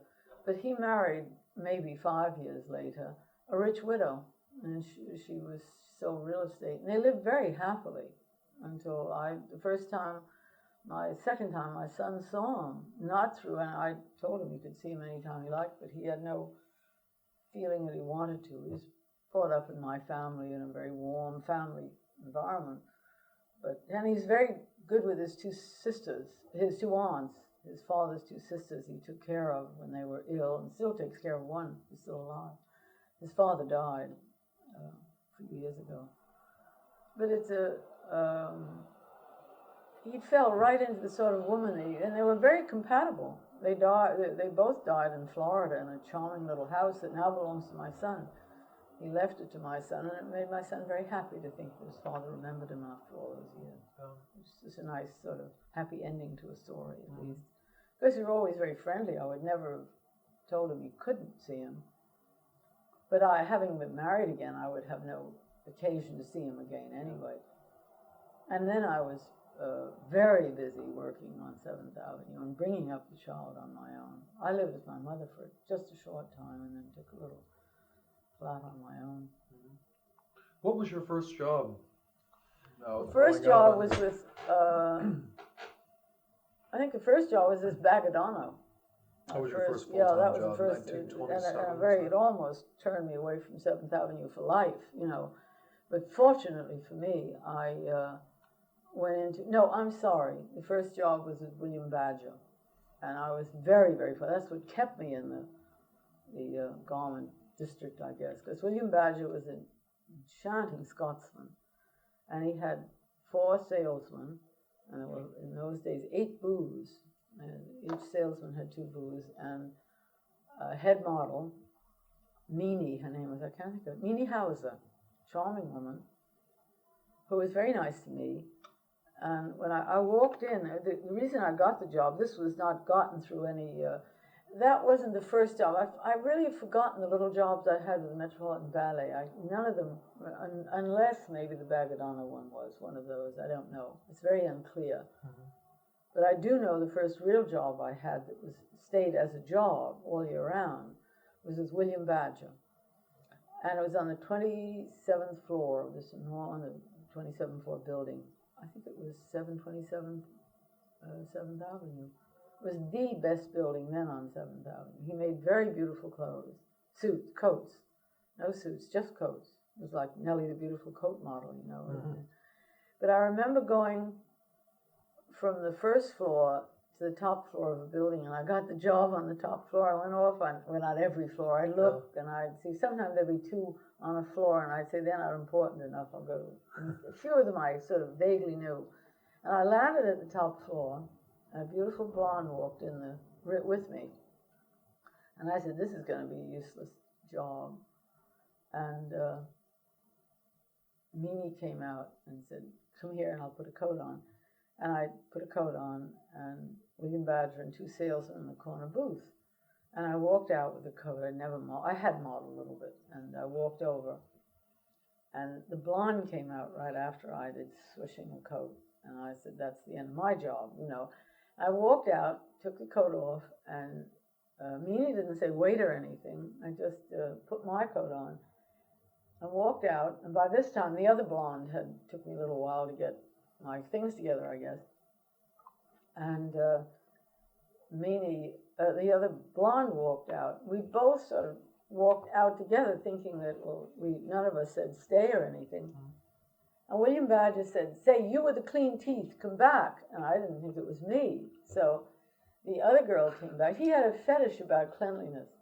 He used to put a handkerchief on his finger and punch the elevator button. Or open a door. He'd always put his pristine handkerchief out, open a door. He had and evidently my teeth then were whiter or glistening than they are now, but I got the job because I had pretty teeth. And I thought I was short. The other girl was taller than I was. Meanie wasn't terribly tall. She was taller than I was, but I always looked tall. I think it's my long legs, because I'm not very tall. But I must have looked long from the floor up or something. As I kept that job for quite a while. What was your job there? Modeling until later on. Meanie left. There was another darling tall girl there. It's my first. She was an Irish family, and then I learned a little bit another side of life. She was so beautiful, that girl. And one day she said, "Will you come home with me?" She said, "I lost my brother or something," and she said, "I have to go." She said, "I'm living with my sister. And I just can't go home and face it. Will you come home with me?" So I said, "Sure, I'd love to." And she lived on 10th Avenue. And one of those walk up, and they had 1 toilet per floor with 2, railroad flat. Immaculately clean. The rest wasn't. When you walked down, it was not so clean. But she had a room, a dark room, no window in it, with just a bed and a railroad type of thing. I'll never forget how beautiful she looked, much better dressed than I was, because I was a little, almost like not a country girl, but I was dressed very, very simply. And she spent a lot of money on her clothes, I guess. And whatever she had, she spent on her clothes. and I went home with her, and the sister of my brother-in-law was a post office clerk. And I will never forget that family and how close they were and how sweet they were together. And it was a sad time because her older brother or something had died, and I guess it was a wake or something after the fact. I think the funeral had been, and all the family came in. But I'd never seen that kind of a household before. And a very funny thing happened. I was living out in Long Island at the time, and had a nice flat, very bright, very gay, and only paid $45 a week for it with my son and myself. One room with a kitchen and a little dinette. $45 a week? $45 a month. Yeah. $45 a month. One room, but a beautiful, bright kitchen with a dinette. And my son was very young at the time. And I put him in the dinette, and he had those toys were in the cupboard, and I had a door put in from the kitchen. The kitchen was dark, but it didn't matter. I put the light on to use it. But he had a very bright little room. The bed was only 4'5", because that's as big as the room was, you know. But I had a bed made, and had a mattress made. And he was very happy there, and his toys were in the same room. And I slept in the living room. I was like my mother. I had to have pretty surroundings. I couldn't live in a. That's probably why that Anne's, her name was Anne's, family, I know they live, they're sweet people, you know, they were lovely people, but how they lived, you know, and she had three children, and Anne loved my flat, and we got her sister-in-law out. They had lived, and they wouldn't move from that for all the tea in China. We found, I think they were paying something like $45 a week, or we found, more than that. I think they were paying about $75 a month for they had a lot of room somehow. And we said he could be transferred to the post office department in Queens, and she could, you know, get an apartment out there very, very inexpensively. And I think we found one for $65 where there were 3 bedrooms or something like that, and it was in a 2-family house or something. And they wouldn't move. They had, that neighborhood was theirs, that was their life. It was the first time I saw that people that are brought up in that, you know, close, I think, is good and bad. Now there it was bad, because certainly her children, it was called Devil's Kitchen or something, I think. Hell's Kitchen. Hell's Kitchen. And those children had to go to school around there, and they were lovely people. I mean, they not terribly well read or brilliant, but they were sweet. She was German, and that she couldn't get her husband, and she herself said, "No, it's my church is here, everything is here, I can't move." And Anne married very well, fortunately. Meanie, I lost track of, but that was my first job. And when Meanie left, I was not the head model. Anne was the head model, but I was always asked. I loved fabrics, and the first time I learned about John Baugh, I never heard of him, and Leeds Fabrics was a wonderful flannel house, and Fortman's. What was his name? Forstmann, Julius Forstmann. Julius Forstmann's fabrics. John Baugh's beautiful tweeds. All these tweeds I saw, and leader cloth from her. My boss used the best of the world. I mean, the French Montagnac. First time I heard the word Montagnac was man's overcoat, which he used for women's clothes. And all these things. And furs. He knew so much about furs. And he had a marvelous furrier, Jake. And he knew so much about furs, and so they'd bring them up and he'd pick out, and I could tell. Today, I know a good fur when I see it, believe me.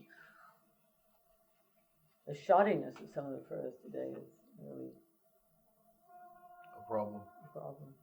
Not that many animals around. So then, William Badger was your first full-time job on 7th Avenue. What made you? Was the union involved in that building at the time? No, it was no. Well, The workers The were workers, unions, yes, the workers, but we weren't unionized at all. We still aren't a model of anybody No, but unionized. was there, do you remember the early days of the union? You were there pretty much? Well, I do. As I say, my first contact with the union, I think I must have worked for Vagadano in one of those summer periods, because it was a short-lived job and a very disastrous one, where it must have been pretty early. It must have been about 21 or 2. It was very, very, very bad on 7th Avenue. I do remember one time unions. They thought I was, because as I say, I always dressed very simply in a little old coat, with I always brought my lunch in, because I didn't have enough money to spend on lunch. I would bring my lunch in a little paper bag, and I had to work on a Saturday, was asked to work on a Saturday and came in, and I think somebody in the building was on strike, and 2 great big, goons came up and grabbed a hold of me. I probably, today, I would have sued them or something, and wouldn't let me in the building. And I said, because you weren't supposed to work on Saturdays, and they were trying to keep people from making them work on Saturday. And I said, I'm a model. And they said, oh, don't tell me that. What are you bringing a lunch for, I said, well, I always bring my lunch. Very matter of fact. And a policeman came along and said, let her go, and they ran. They really dispersed. But that's one of my first contacts with unions, I've never liked them very much since, I must say. They have their place when you think of what, as I said, the Middle European did to his own people. You needed unions for. But I think they've sort of done their job. I think you probably need unions in Vietnam or someplace else, but I don't think we need it or South America, perhaps. But I don't think you need it in America today. I think they're the robber barons of today, I think. And I know in my own business that my poor workers put money in, they're called away for meetings, and that's taken, that means that you don't pay them. Sometimes we have to for some reason or other, but I mean, if it's a serious meeting, I don't know enough about that, but it irritates me to see them paying their dues. And I have men working for me that are 75 and have been paying dues since they were 19 years old. They're never going to use all the money that's in there. And the big shots, you see, listen, I know 2 of them are living up in Connecticut now, living on bounty that's taken out of I can't mention their names, but their money has been taken out of the union funds. Very legally in a way, I suppose. In some respects, I don't know how, but I think they invested money or whatever they did with them. But I'm close enough to them, and we have something called the Council of Coat and Suit Workers. And that's a laugh, because I'm small. You see, I've always kept very, very small and out of it. I'm on the periphery, and I have to watch these things. But if you are a very big manufacturer shipping out thousands of coats, and you get into a problem with the labor, you're going to pay a little bribe to get them to look the other way if you want the work done at a certain factory. And it's done all the time, and it's done through the council. There is these men walk in and out of my place today, and I cannot be civil to them. And I know it doesn't make any difference, because I'm so small that I don't cut any ice with the union. These men you're referring to, these are the councilmen or the union reps? Part of them council and the union. They're both. Both, yeah. They're both. They come in and figure on 1 buttonhole and 2 buttonholes, and it's utterly ridiculous. I think that they,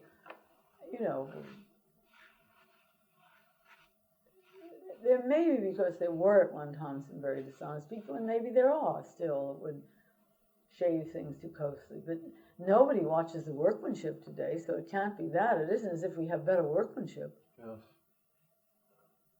So it's not that. It's not adding to the usefulness of the workmanship that they're watching.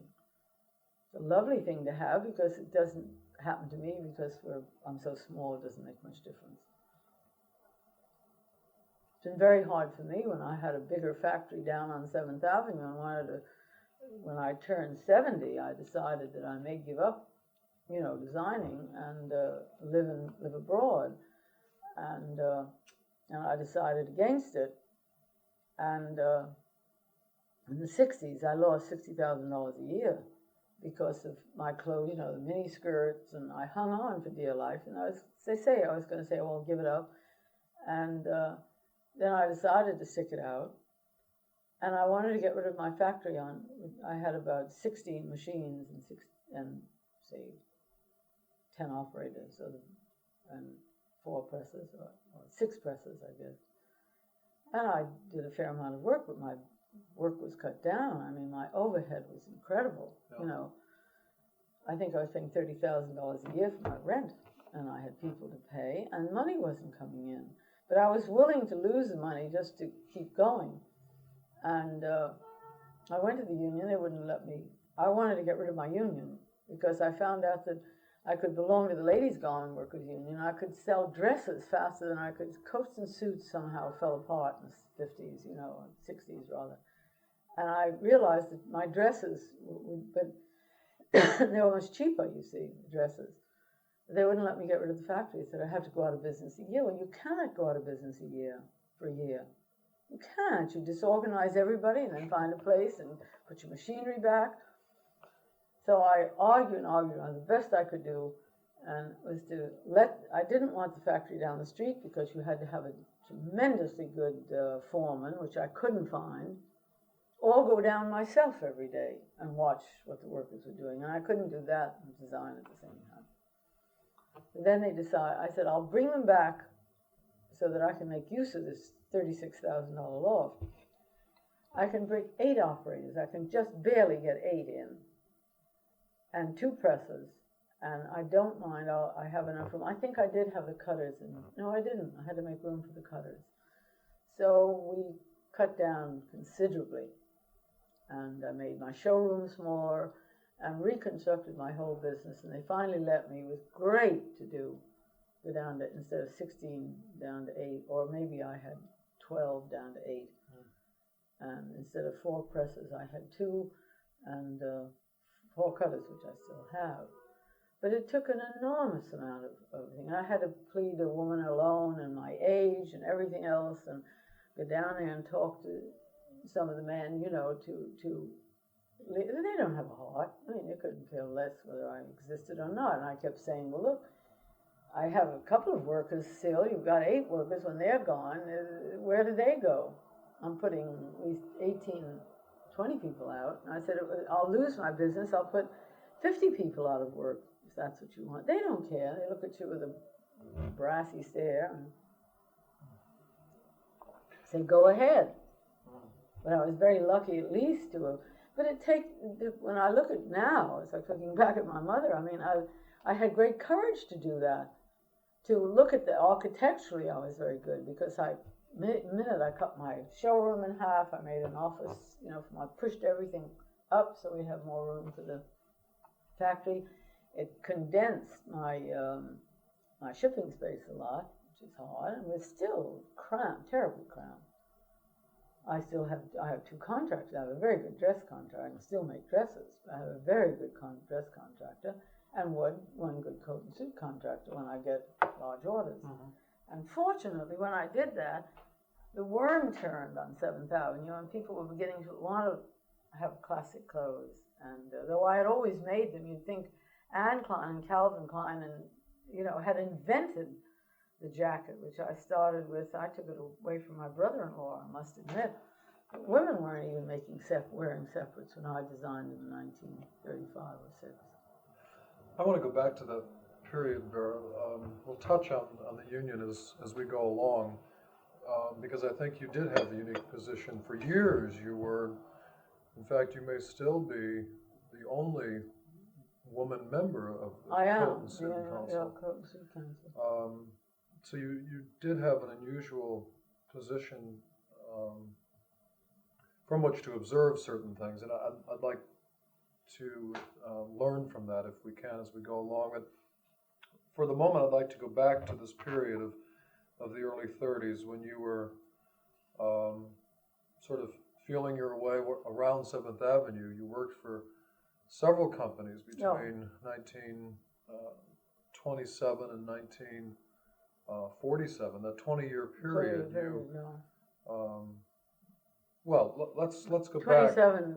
Most of those early years, I was hardly a designer. You know, it was only when Mary Lewis actually, and Ethel Smith was a great promoter, who was a buyer at Lord and Taylor's, a buyer at Abercrombie and Fitch. Really made my career for me.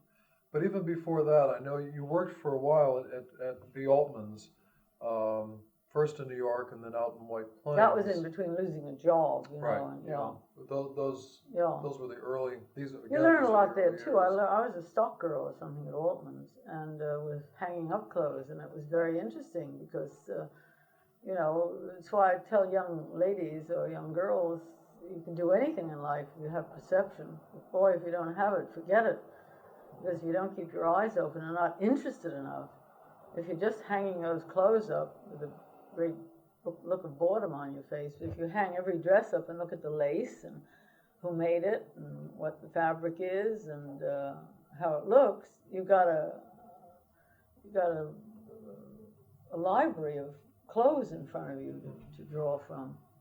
Fabrics, color, everything. And I did that, and I used to model it. I also used to dress dummies. They let me do that. That was my pride and joy, because the girl that was the head of I wasn't part of the department, but the girl who was running that knew that I loved to go out and find the right gloves and the right shoes to put under the model, you know, and put a handbag over her shoulder or put it in her hand or something and get a hat from the millinery. I used to adore to do that. It's a lot of fun. And that was at Altman's, you know. I worked so shortly at Lord and Taylor's that I can hardly remember it, you know, just very, very shortly. When you were at the stockroom, were you ever called out to, again, at the Altman's, were you ever called out on the floor to sell? Well, one of the girls I think they were wonderful, trained sales girls in those days, and had been there for quite a while. And one of them I know let me wait on. She always let me wait on the oddballs, because they would be bored with them, and they knew that I would get stuck in a room, and being garrulous, as you see, I'd be in there for about an hour until one of the girls would come in and take me out, and I'd have a wonderful time. And a couple of times I was with a woman who was really mad as a hatter. I didn't know it, but she loved to sit there. All she came out to do was sit and talk, you know, and talk about her whole life history. And I'd sit there, wouldn't sell a thing. I'd just sit there gabbing with her until one of those nice young girls would come in and said, "You know, come out, girl." And then one of them, this one really had a woman who was her god, you know, to come in. I'd bring dresses in, and she'd try about 4 or 5. I'd keep her busy trying clothes on. But at least once a month she'd come in, and I'd be stuck with her. They would purposely do this. I didn't find out until later she was mad as a hatter, you know. In essence, you had been used. I'd been used. They were smart girls, you know. They knew that I couldn't sell much anyway. I'd say. Okay, then you went on to Lord and Taylor, and that was, as you say, a short period. Very short. I remember Altman's more than Lord and Taylor. But these were jobs, the retail jobs you had between modeling jobs Avenue and 7th Avenue. Yeah. Early in the 30s, you went to, I think around 1934, you went to Adler and Adler? 1934. I went to Adler and Adler from Linker and Herbert. Right. And it was through the great auspices of Ethel Smith, who was the buyer and chief merchandise woman of Lord and Taylor's and Abercrombie and Fitch later on. But it was while she was at Lord and Taylor that she talked to Louis Adler and said, "I think I have Louis Adler's son and brother had just lost through divorce, had just lost their leading designer, and Ethel knew this, so she said, and they'd had a very bad taste, because I think that woman had cost the brother about $100,000, and he almost lost their business because of this. So she's a Hungarian, and the young brother was enamored of her, and spent all his money on her, or spent the firm's money, I guess, too. Anyway, Ethel said she thought that I was a very good designer, that they'd been using my things without my name at Lord and Taylor's, for the last couple of years, and that I was doing a very good job and knew an awful lot about fabrics and so on and so forth.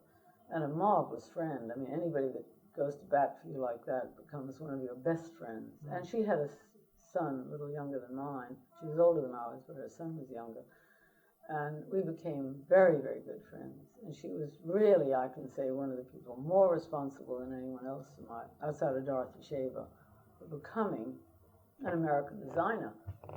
Because I went to Louis Adler's and I had to prove myself, and really for the first time in my life do a collection of 36 pieces, dresses, coats, and suits. And he'd only made dresses, Louis Adler. He'd never done coats and suits, and he wasn't sure that he did get a good contractor to do them.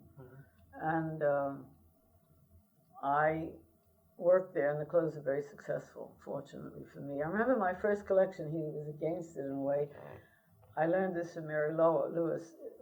If you have an idea, a color, do it,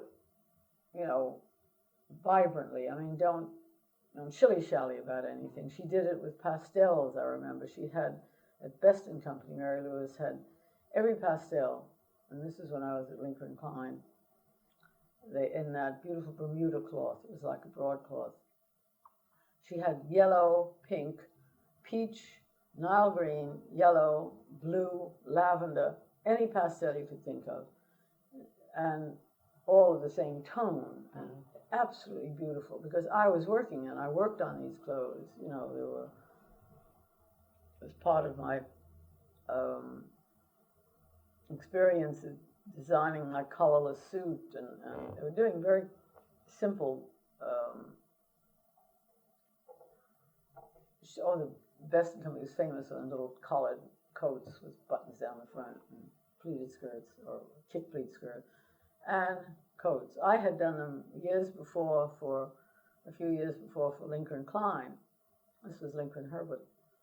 And I remember the people I was working for said, but must we buy lavender and yellow and peach?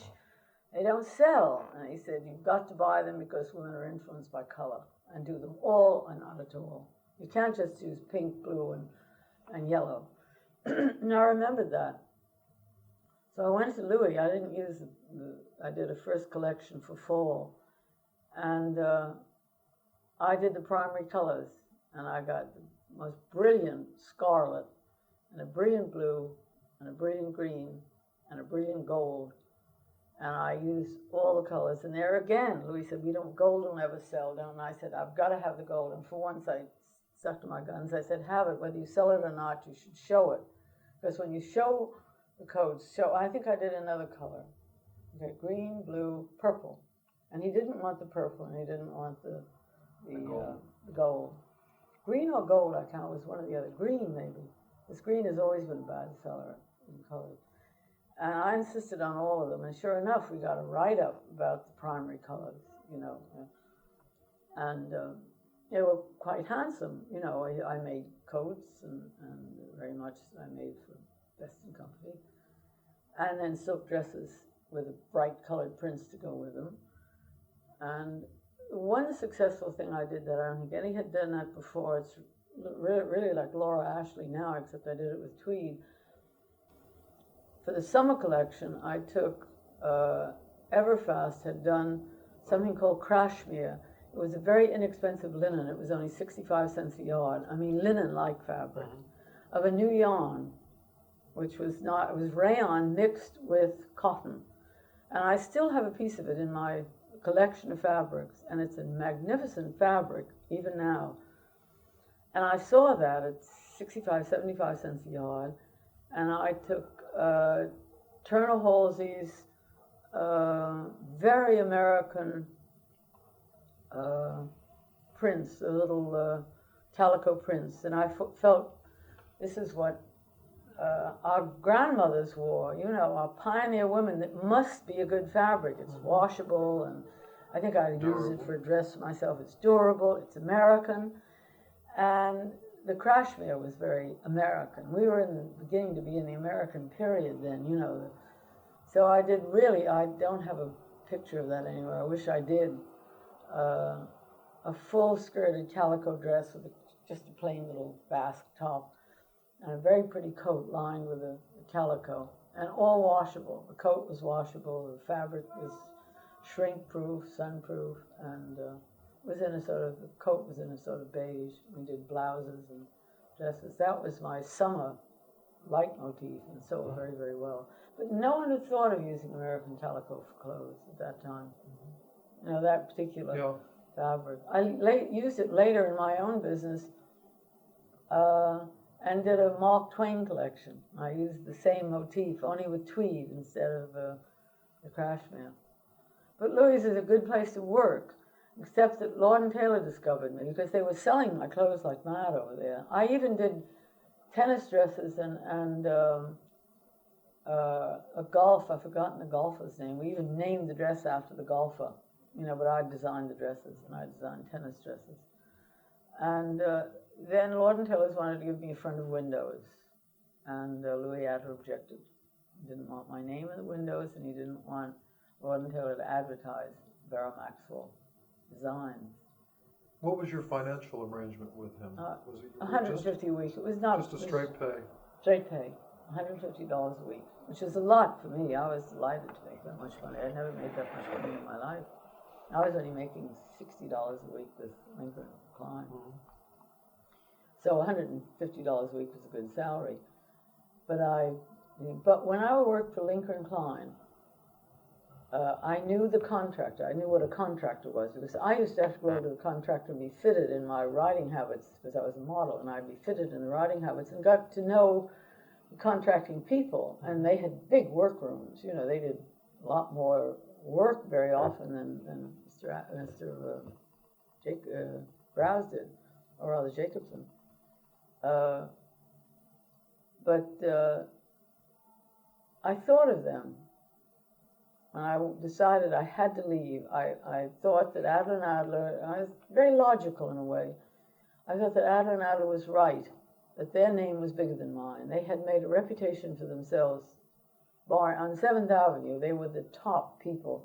They were very ethical. They were the first really gentlemen, not the first, but there was, I say, Goodstein and quite a few others that were, Noodleman, you know, Mr. Noodleman was a dear, dear person. But I realized that Adler & Adler had a point. Louis Adler had a point, that they wanted to be advertised. Dorothy Shaver would have none of that. So I left and took a $75 a week with a firm, it was Browse and Jacobson. Jacobson, yeah, a little contracting firm called Browse and Jacobson.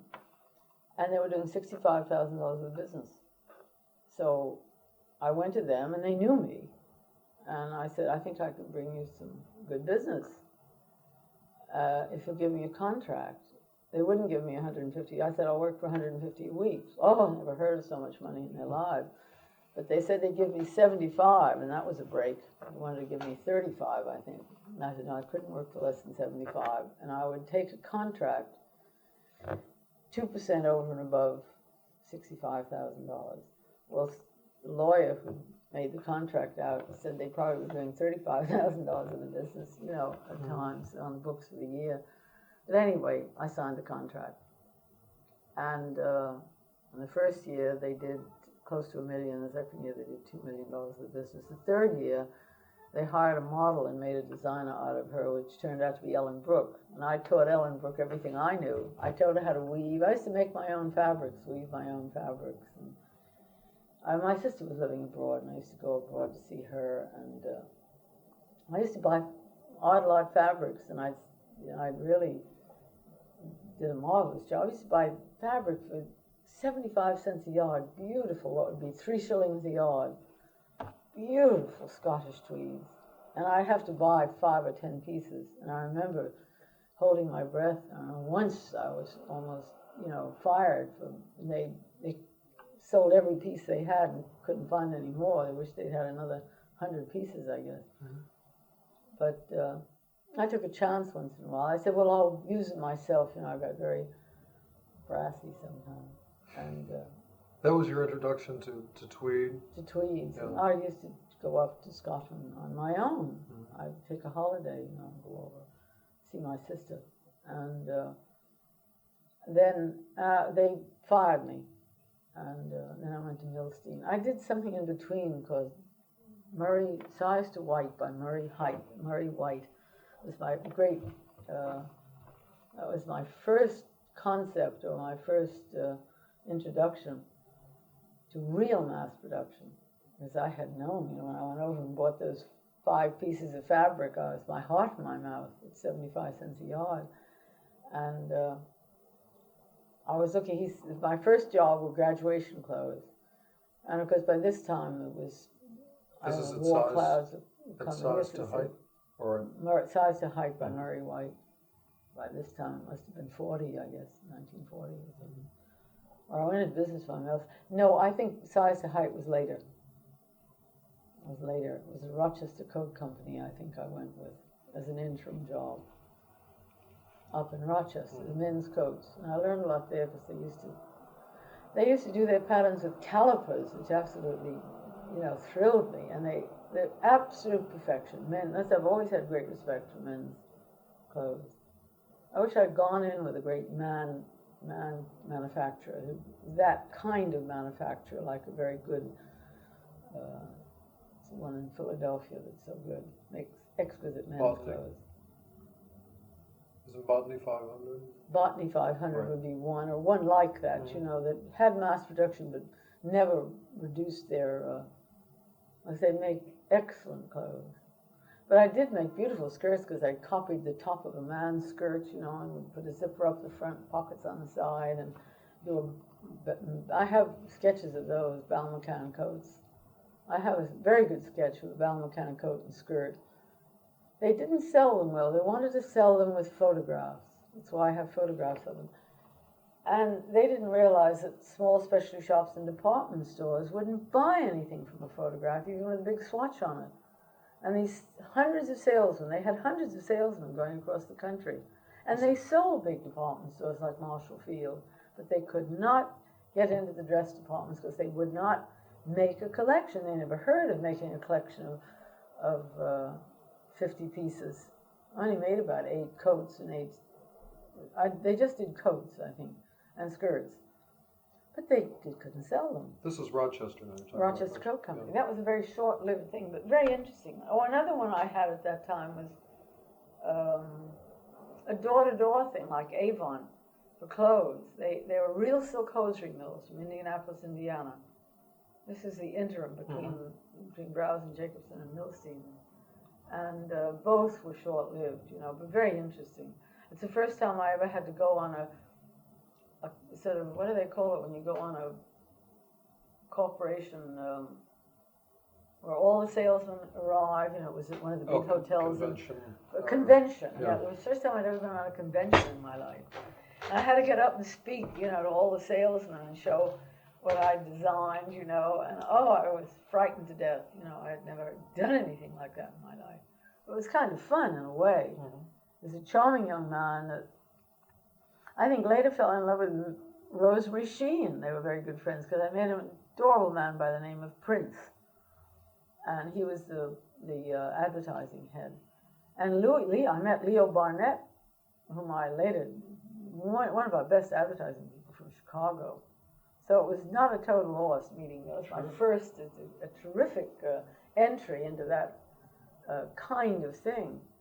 Again, it was short-lived because, again, women would buy, in those days, I don't know whether they sell any clothes door-to-door today, but they were trying to sell these clothes from door-to-door. I made a little wardrobe, which I always like to do. You know, I did a little red and white printed dress and a navy blue coat, and I did a house coat, and I did a pair of slacks and shorts, and designed some sweaters, and it was a little package that you sell somebody. But it never went over.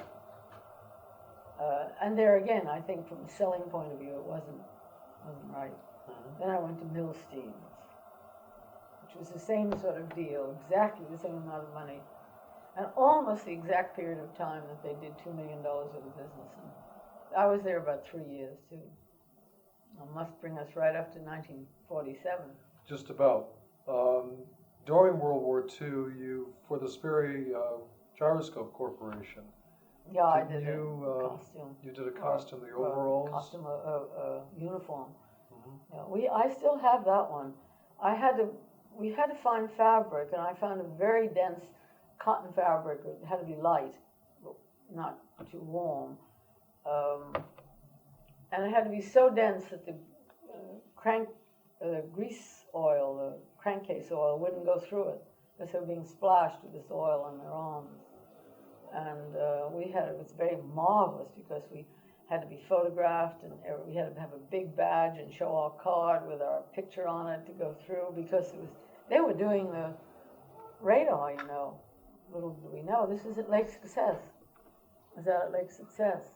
And I went out with Mary Lewis. Mary Lewis was part of this deal or something. She was the one that got it, and finally it was in Life magazine, I think, story about it. I don't have that. I don't know why, but I don't seem to have any, copy of it. One thing was interesting about that. It was funny, because I had to take these girls and make these clothes, you see, and they tested the fabric separately, but then the thing had to be tested, and girls were wearing girdles, needless to say, little panty girdles. You couldn't wear a girdle with a pair of pants anyway, so you were wearing panty girdles, which were fairly new. They weren't quite as stretchy as they are now, but they were at least easy to get into. But what about taking a whole thing off to go to the bathroom, you see? And then I thought of my son's pajamas, and there were Dr. Denton sort of that opened all the way down the back, and the drop seat in the back, and quite a lot. I had to make the drop seat longer because that wasn't long enough to get a girdle down where it should go. So then I had them very far down, and I had it belted in front, which was all right. But the back was open. It wasn't open, but you pulled the belt on. Yeah. But some of the girls wouldn't pull the belts very tight. And I took about 3 weeks to get these, or more than that, almost a month we were out there, day after day, testing these things. And I'd make another one, and it wouldn't work. And then the third try, I remember, the girls came in and they said, "The boys stick ice down the back of our pants. We don't want it open in the back." So the one I have now is ingenious because the flap from the top, we couldn't use zippers, you see, so it had to be buttons and buttonholes. And the whole back comes down, and a very pretty little belt that has a V back that flaps down over and the buttonholes are hidden underneath it's like a fly front. Only it's a fly front, the fly back, if you like, with the belt going over the buttons and then tied in front, and that solved the problem. So, but I love those girls coming in and saying, "They stick ice down the back of our." And women weren't working much, they did in the First World War, but there were many, many more working in factories then. Your son was also an inspiration at another point during this period of many jobs. Wasn't there an occasion where he came home with his coat turned inside out and that inspired you into this is about that time that I guess it must have been Halloween, about the time of Halloween, and I came home around 6 o'clock, and he came running down the street with his beautiful leather coat inside out, and it had a beautiful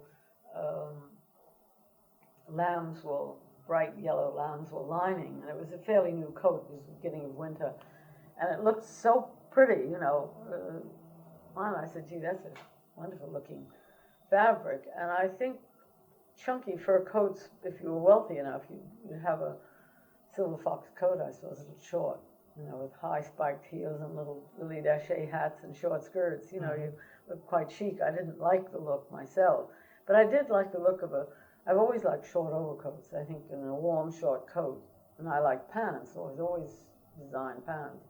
And I said, that's a good coat for both pleated skirts and pants. And I went down to a little place I found out where lambskin came from. And I've forgotten the man's name, I think it was Levine. And he showed me some lambskins. And I said I wanted the best quality. And I think they were 25 cents a skin, and for 35 cents I could have selected skins without holes in them, without, beautiful, same color, they're all the same shade of yellow, which is a great bargain. And I was working at that time for Milstein's. I'm sure it was Milstein's. And I went back and we got a furrier to cut the coat, and they did a beautiful job. We had, in those days, we must have made 10 coats before, or the contractor or the furrier made at least 10 coats before they were, like I wanted the shoulders nice and, smooth. And then I lined it, the front with plaid, and I lined the back and the sleeves with silk, so it would be easy to get into. And I remember I got a Maxwell plaid, which is dark green and red, very simple plaid. And I got a Maxwell plaid, and had a pleated skirt made and lined the front, and had a little scarf. And I put a beret on it. I don't think it's in vogue, and I don't think they use a beret. She's got a typical little short curly haircut of the time, of the era. She's cuter with a beret on. But that was a furrow. That was the first thing I think that was copied that I did, that I watched being taken from my own eye. I know that there were no coats like that made before mine, because Vogue took it for a full page in color. And somebody always has an idea. Somebody must have, sometime or another, made a coat like that, or used. Shepherds have always used coats like that. Not that it was anything new, it was the use of it. Yeah. And it was taken, we sold ours for $35. And it was with the the skirt and scarf. And 2 weeks later, there was a Life ad. Just was that fast. 2 weeks after it was in vogue. I had made it about 3 or 4 months before by the time it got involved. And a Boston firm had picked up the idea. I know they were selling it for $35 retail. It was the first time I felt like Charlie James. I asked my boss, I said, why don't you sue them? He said, you can't copy anything. That's just true. Adler and Goodstein and that whole, I think they started something called the Fashion Originators Guild. And it went right out the door because of not being able to copyright anything. They could change a button and it would turn into something else. And they spent thousands of dollars, because I remember meetings in our showroom with Adler and David Goodstein and Herbert Sondheim and the great group. Wasn't Gus Edwards in that? Was Gus Edwards in that? Oh, Gus Edwards he had nothing to do with 7th Avenue. Gus Edwards was the one that had the children's. Oh, that's right. I'm sorry. Yeah. Right. Okay. No, he had nothing to do with it. No, these are just the top of 7th Avenue people. Charlie Noodleman, they all got together. They were top firms making. Those are expensive clothes, and the dresses were selling $59, and that was an expensive little cotton dress. Very expensive cotton dress in those days. And France wasn't even making dresses like that. We were the first to make those simple, wearable cotton shirt dresses and silk shirt dresses.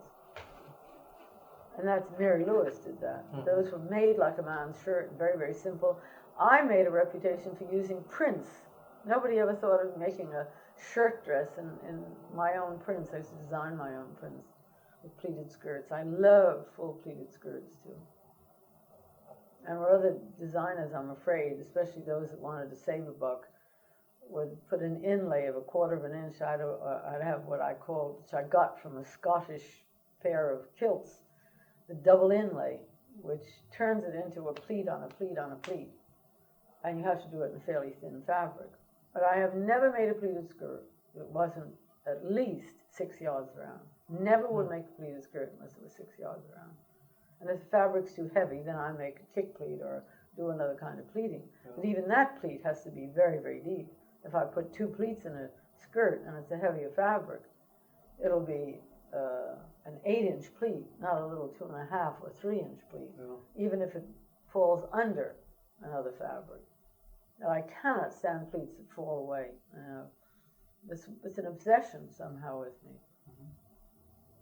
And also fabrics. I mean, I can't use this lazy fabric. It can be an inexpensive fabric, as George Adams' Everfast cashmere was. But I knew the worth of the fabric. Even at 37 cents a yard, it was a beautifully constructed fabric. And the calico you mentioned. And the calico, Right. our own calico. You can't find a better cotton. There was another personality on the avenue at that time that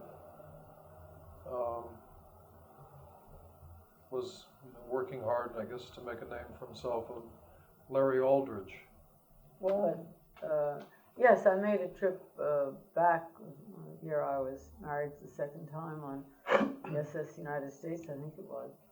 And Larry was on board with his bride. He had just been married, I think. And my husband and I and Larry got together, and I was amazed at the story he told. I said, "Oh, I've got to go back and work." And he said, my collection's all done. I've just been abroad for a week. He said, looking at France. But he said, when I know Hattie Carnegie starts selling her things out to I-Magnin on the coast, and all the very good specialty stops, I take a trip out there and I buy her clothes, a $150 dress or $200 dress, and I take my model with me, and they fit it, for nothing. And they fit the dresses. And he said, I come back to New York. By the time I get back to New York, I get to Neiman Marcus, I get to Menger's, I get to all the good shops across the country. And I find out when I get back, I find out where the fabrics come from. And he said, I have a whole collection of 69, all ready to put on my models. And he said, it doesn't cost me anything. And he said, we know how to price them, because if we know $150 Hattie Carnegie, I can make it to $69 retail. And he said, that's the best of our business. It's an incredible story, and should not be told for a long, long while, because Larry is still alive and a very eminent art collector, as a matter of fact.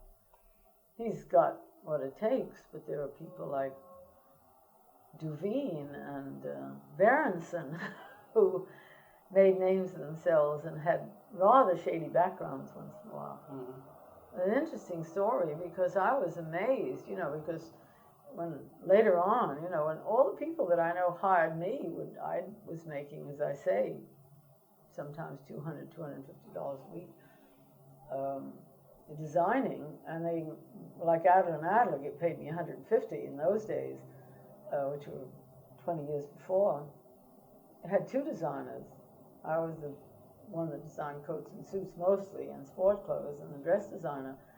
So, and we made our clothes from scratch. I mean, we tested fabrics out and did everything. Here, this man went out and got his whole collection ready-made with the alterations done for nothing, because they were glad in those days a good customer would come in. And he probably turned out to be a very good customer, as a matter of fact. It's one of the tricks of the trade. Toby had a pretty bad reputation for a while on that score. The same kind of thing? The same kind of thing. That I learned out as long ago as I was in William Badger. And I had my eyes open, and I was, most of the bottles were off, I was off Metropolitan Ballet, but most of the girls were models, dancers or actresses or something, chorus girls in those days. And I was sent over to Toby's for the last time, as a matter of fact. I had gone over a couple of times, and I was interested. I'd stand there, and I had two coats to take over, and I'd have to show them. And I'll still remember, there were about a bank of buyers sitting there. They weren't buyers, I found out. They were 7th Avenue manufacturers, all sitting there, and I was showing the coats. And I happened to recognize somebody like probably Bagadano character of that sort. And Toby was saying, now this coat is one of their best, and they've already sold X amount, and a beautiful badger collar. And he said, if you get a good badger, this coat sells wholesale for $125, which was an expensive fur coat in those days. He said, you can make this coat for $65. You can get the same fabric from Holden and lettered, and you can sell it for $65. It's one of Badger's best coats. And I thought to myself, this is strange. And that used to be a thing. They'd have buyers as well. But among the buyers, they'd have a buyer from Associated Dry Goods or a buyer from this, that, and the other place. You wouldn't ever see a Lord and Taylor buyer there. But actually, most of them would be Associated Dry Goods, Retail Research, enormous quantity department stores or buying offices. And in amongst them, you'd see, would be the manufacturers. And I just happened to see a manufacturer that I happen to know. I won't say for sure, I'm rather down on Bagadonna, so I might be using his name in vain again, but it was somebody of that quality. And I went back to William Badger once, and I think she even got into trouble later on doing it. That's history, I mean, that can be looked up somewhere, but I'm sure that she did get into some kind of trouble. But I was just a little model at the time. I went back and I said, Mr. Badger, I saw a buyer there, and she kept saying that this coat can be sold for $65.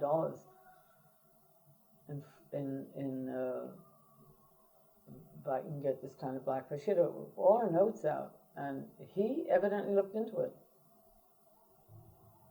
I never went back. He never showed another thing to group buyers after that. Badger, other people did it. They still do it. I don't. I never sent anything over to her. That lesson was well learned. No. They still do it, you know. They have group showings, these big Retail Research or Associated Dry Goods. Or they do it individually. While we're on the subject, there's one that goes into Bergdorf Goodman.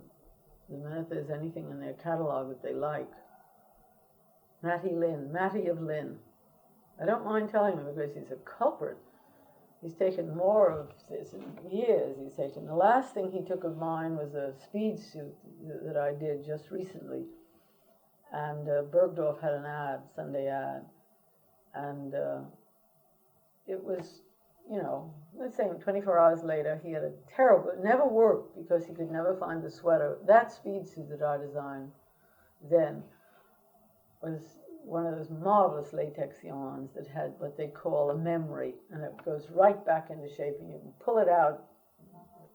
1/3 of a yard can be pulled out to a 1/2 a yard. And that's how I was able to make this dress. But they never were able to find it. It came from France, this particular fabric by the yard, and I made a sweater type top out of it. They never were able to find that, I don't think, because I saw a couple of women with mine, and they used ultra suede. It was an ultra suede skirt with a black stretch top. No buttons, no buttonholes. Very, very new, I think. One of the most modern things I've done.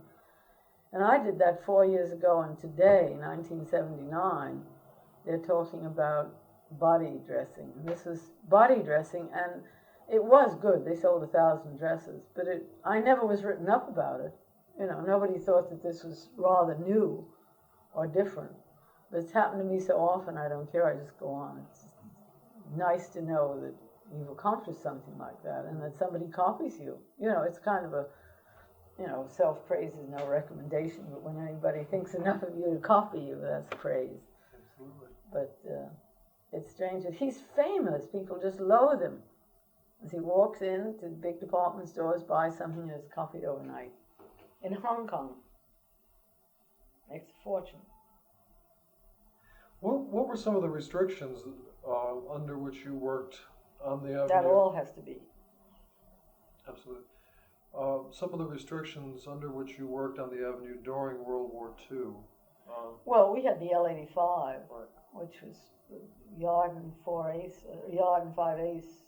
You couldn't use any more on a coat than yard and 5/8. That's when I did very good-looking collarless coat and no facings. So I used a less expensive fabric for a facing. Jersey was comparatively inexpensive. A heavy jersey would be much less expensive, say, than a Forsman fleece. So I'd take a very good Forsman fleece, always liking good fabrics, and take a, say, Jasco jersey was inexpensive in those days too, but a very good jersey. And face the whole coat, the front of the coat, which I've always liked anyway. I still do it because I like it. I don't like little strips of facing down the front. I like the whole front, even of the same fabric. And then a silk lining and a silk sleeve lining. And I did a 3/4 sleeve, which I've always liked, and designed a pair of long fur gloves to, wear with it so you'd be warm. Not fur gloves, but I designed some kind of a jersey glove or something that went up your sleeve. And that was in women's wear, I think, and Mademoiselle as an L80, the good L85 coat. It was just a very simple coat, but I still use the same lines today. A very what we call a baseball collar, Right. And that used even less than yard and 5/8. Crawford used that. He loved that coat. Remember Mr. Crawford at Women's Wear? I've CDA Crawford or whatever. His wife is still alive. I've seen her somewhere. He was a marvelous man. You must have his book at FIT. Yes, we do. It's Yes, we wonderful. I have a copy of it. He presented it to me with a nice autograph. For, I think, the L85 coat. He gave me a good, bit of publicity on the coat. As far But as other restrictions were mostly saving yardage and no zippers, buttons and buttonholes, and fabric, color. You couldn't get colors, we were reduced almost to red, navy blue, and beige, as far as I can remember. Gray flannel, black. The colors were I think they let us have red. That was one of the colors we could have. But red, navy blue, beige, black, I'm sure. People were still wearing black for mourning in those days. But beige was in, because that didn't take much dye. That was the beginning of Lucky Strikes, NLF, what is it? LSMFT, LSMFT, right? Lucky Strike, Meat, gone to, meat, fine tobacco. yeah, fine tobacco, it's gone to war or something. Right. What about the working situation, employees, and trying to maintain That, I don't, contracts? in my, because I was in business for myself after the war, Yeah. I don't remember. I think that one thing was interesting. I remember I was at Lincoln Klein's, and that's interesting because Lincoln's son, who sold Best & Company, he was a star salesman, got into the procurement division. And boy, that's where Lincoln & Klein made all their money, because they had contractors, and of course his know-how being with Best & Company, they used to make coats, the wax, the waves, I worked on them, I think the best, there I found out what a pattern can do. You think, well, a pattern's a pattern. But Molyneux made the waves. And who was our great suit designer? Philip Mangone was a woman's suit designer. But, I got away from Philip Mangone's type, and that's why I made my more Chanel-ish jackets, not with bust lines and fitted, and very pompous looking, what I call beautifully tailored. But he made the wax. And to this day, you can see the difference. However they try to change those patterns are never changed enough. The wax is not, some of the wax were more beautiful in the waves, let's face it. It's like the Army and the Navy too. I mean, the Navy uniforms were incredibly more interesting and glamorous than the soldiers. But it was a cut. Even if a little young whack was not busty, she turned out busty. She looked like a pouter pigeon always. And I always know, I said, how could it, it's a pattern. The girl has nothing to do with it. They were made like, all lined with chemo and, stitched fairly well. Mm-hmm. But I worked on some of those sheets, construction sheets in those days, where, every stitch was counted. 9 stitches to an inch, or, on some things, and 24 stitches to an inch on something that had to be very finely done, and oh my God, it's like my husband's architect specs, you know. Every nail had to be counted in a building if you're a good architect, you know, and they were interesting to work on. Your personal life during this period also went through another upheaval. Well, I was married to a charming man, and we had not been married. We were married in 37, 38. It was 38, not sure. 37 or 38. And the war came, you know, shortly after that. And even before that, I think he had problems in his architecture. He was working for architects and gave that up and went into business for himself with a partner. And no sooner, poor man, established that than the war came. And he had to go to Washington, the only job he could get. He wanted to get, he was a Navy man. He was not old enough really to be in the First World War, but he longed to be in a Navy in the First World War and didn't make that, so his first love was the Navy always. Maybe because he came from Missouri, he wanted to be by the sea. But he tried very hard to get in the Navy, and by that time he was probably 37 years old, close to 40. Mm-hmm. But being an architect, he was put on drafting plans for housing, for, you know, great housing developments that had to go all around the country for migrant workers and old factory workers or whatever workers there were. And he and his partner went down there, you know, to Washington. And of course, his partner's wife was able to go because she wasn't working, but I couldn't give up my job, which I really had quite a position by that time on 7th Avenue, and I didn't want to give up my job. And I was still supporting my son. And it really spoiled the marriage because he did an awful lot of drinking down there, and I never saw him not drunk because I'd either go down there, and by the time he worked very hard, and by the time they started to relax, and if my train was late because of the time, you sometimes you couldn't even get a train when you wanted to, I'd get down there and find two very drunken men. And unfortunately for me, I didn't drink, and his partner's wife drank, so they were, and it was a difficult time during the war for anybody. And I'd come back, and we had a farm in Pennsylvania that was hard to get to because of the gasoline shortage.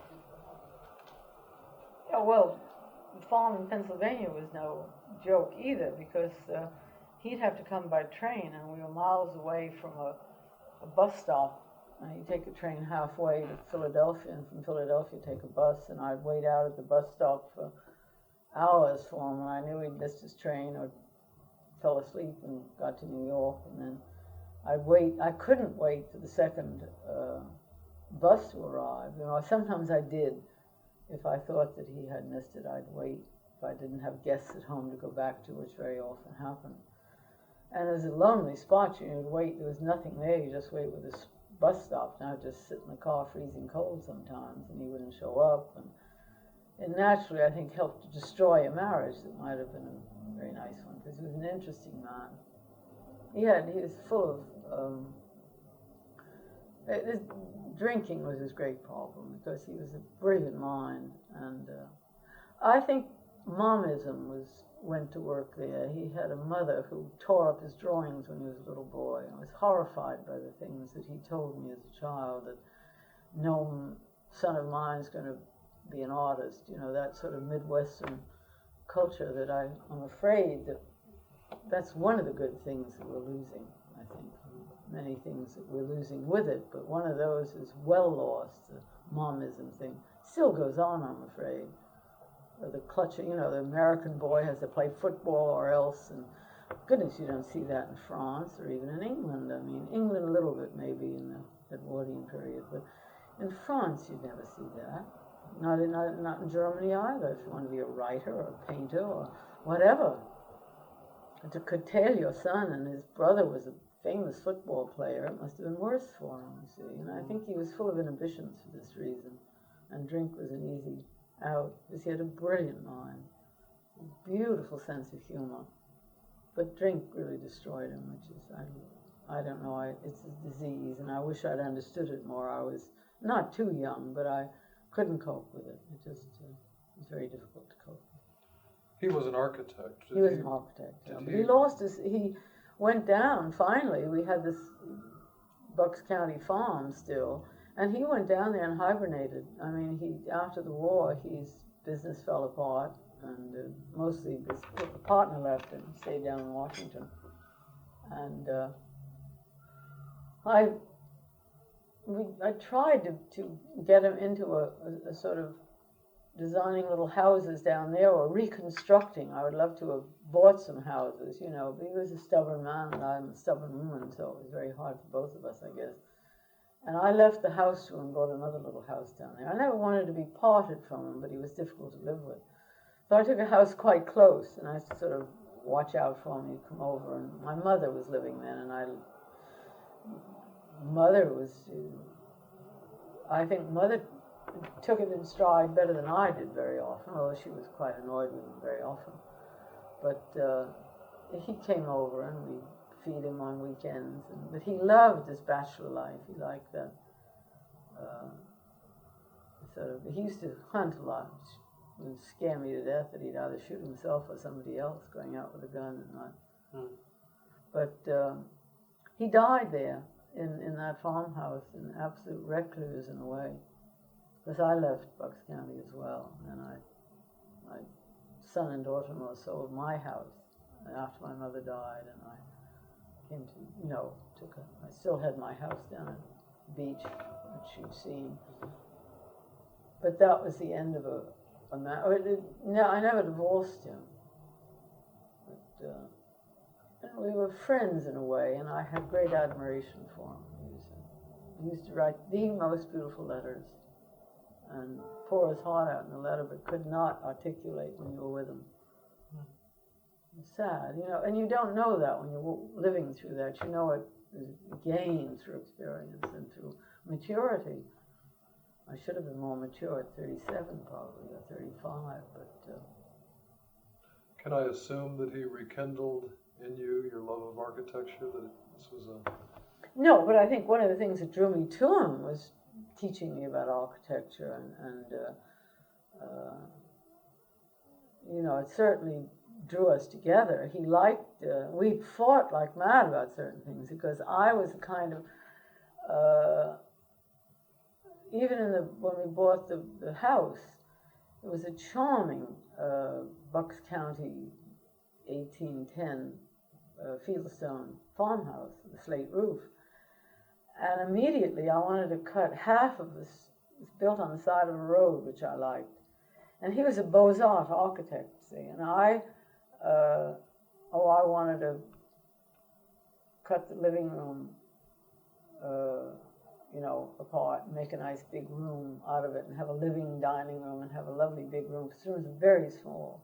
The windows down there, you know, are very deep set, beautiful windows, but very deep set, don't throw much light in the room. And there were two little rooms downstairs, you see, and I said, and build on a little lean-to kitchen, or have the kitchen a floor below, which I like. Well, he wouldn't have that. We paid, I don't know how much, about $1,000 to have the earth brought in, and I wanted the earth dug out so that we could use the basement, because it was half dug out. You could see one window, and I wanted the other window dug out and have the kitchen down there and have a terrace in front of the kitchen, you know, and have an enormous living dining room a dining room kitchen downstairs, and having a large living room upstairs. Well, we came to blows. He held out. He was more stubborn than I was. We had paid $1,000 to have tons of earth moved in so that he could have a house on an even keel. And he wanted, I used to kid him. I said, you want it to look like Versailles, for heaven's sake. I said, why don't we have it the way it is? You know, I like things to be natural. And he was being I had known nothing about architecture, needless to say, but he insisted on having it all on one plane, you know, and having it all very symmetric and built out. And he won on that count, but I left the house, you know, later on anyway.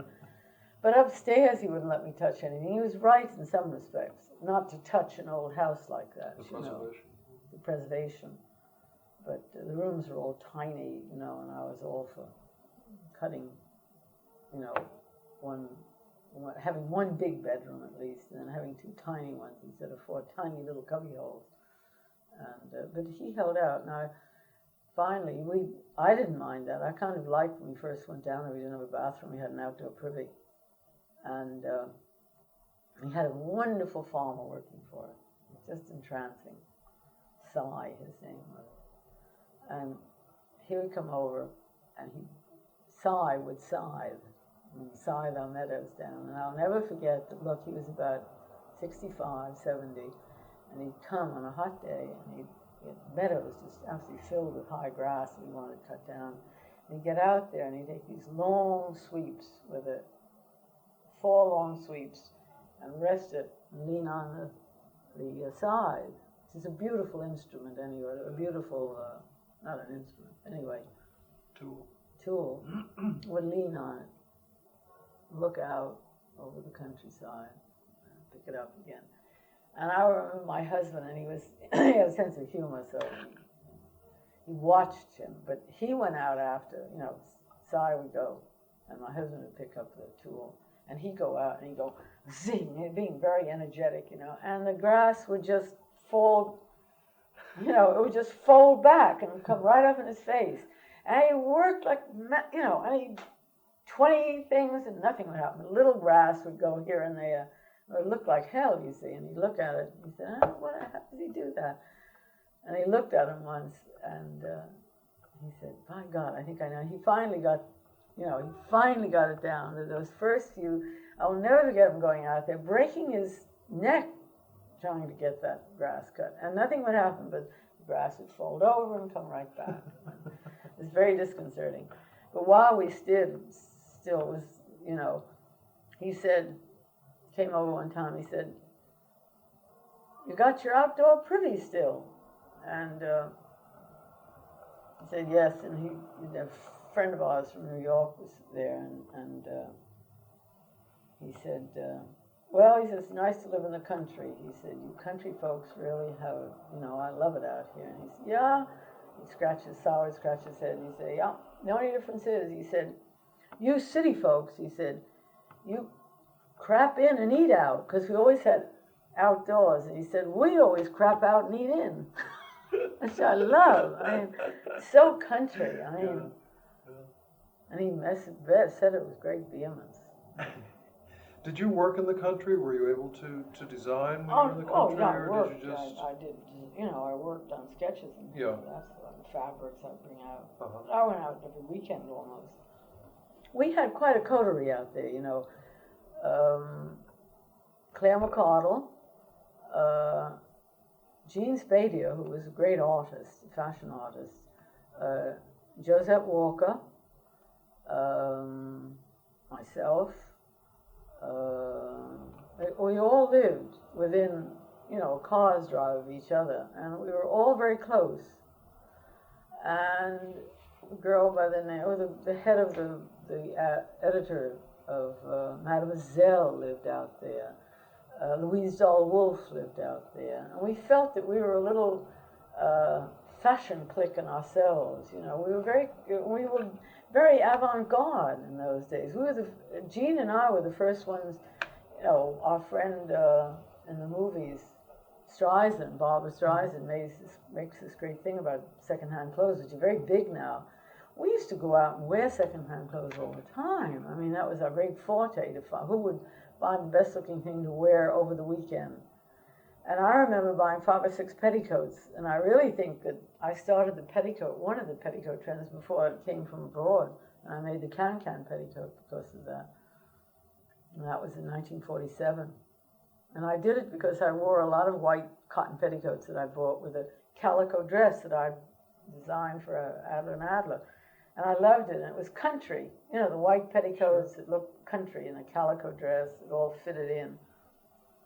And Jean Spadia wrote that up, I think, one time. Jean Spadia worked for Saks Fifth Avenue at the time.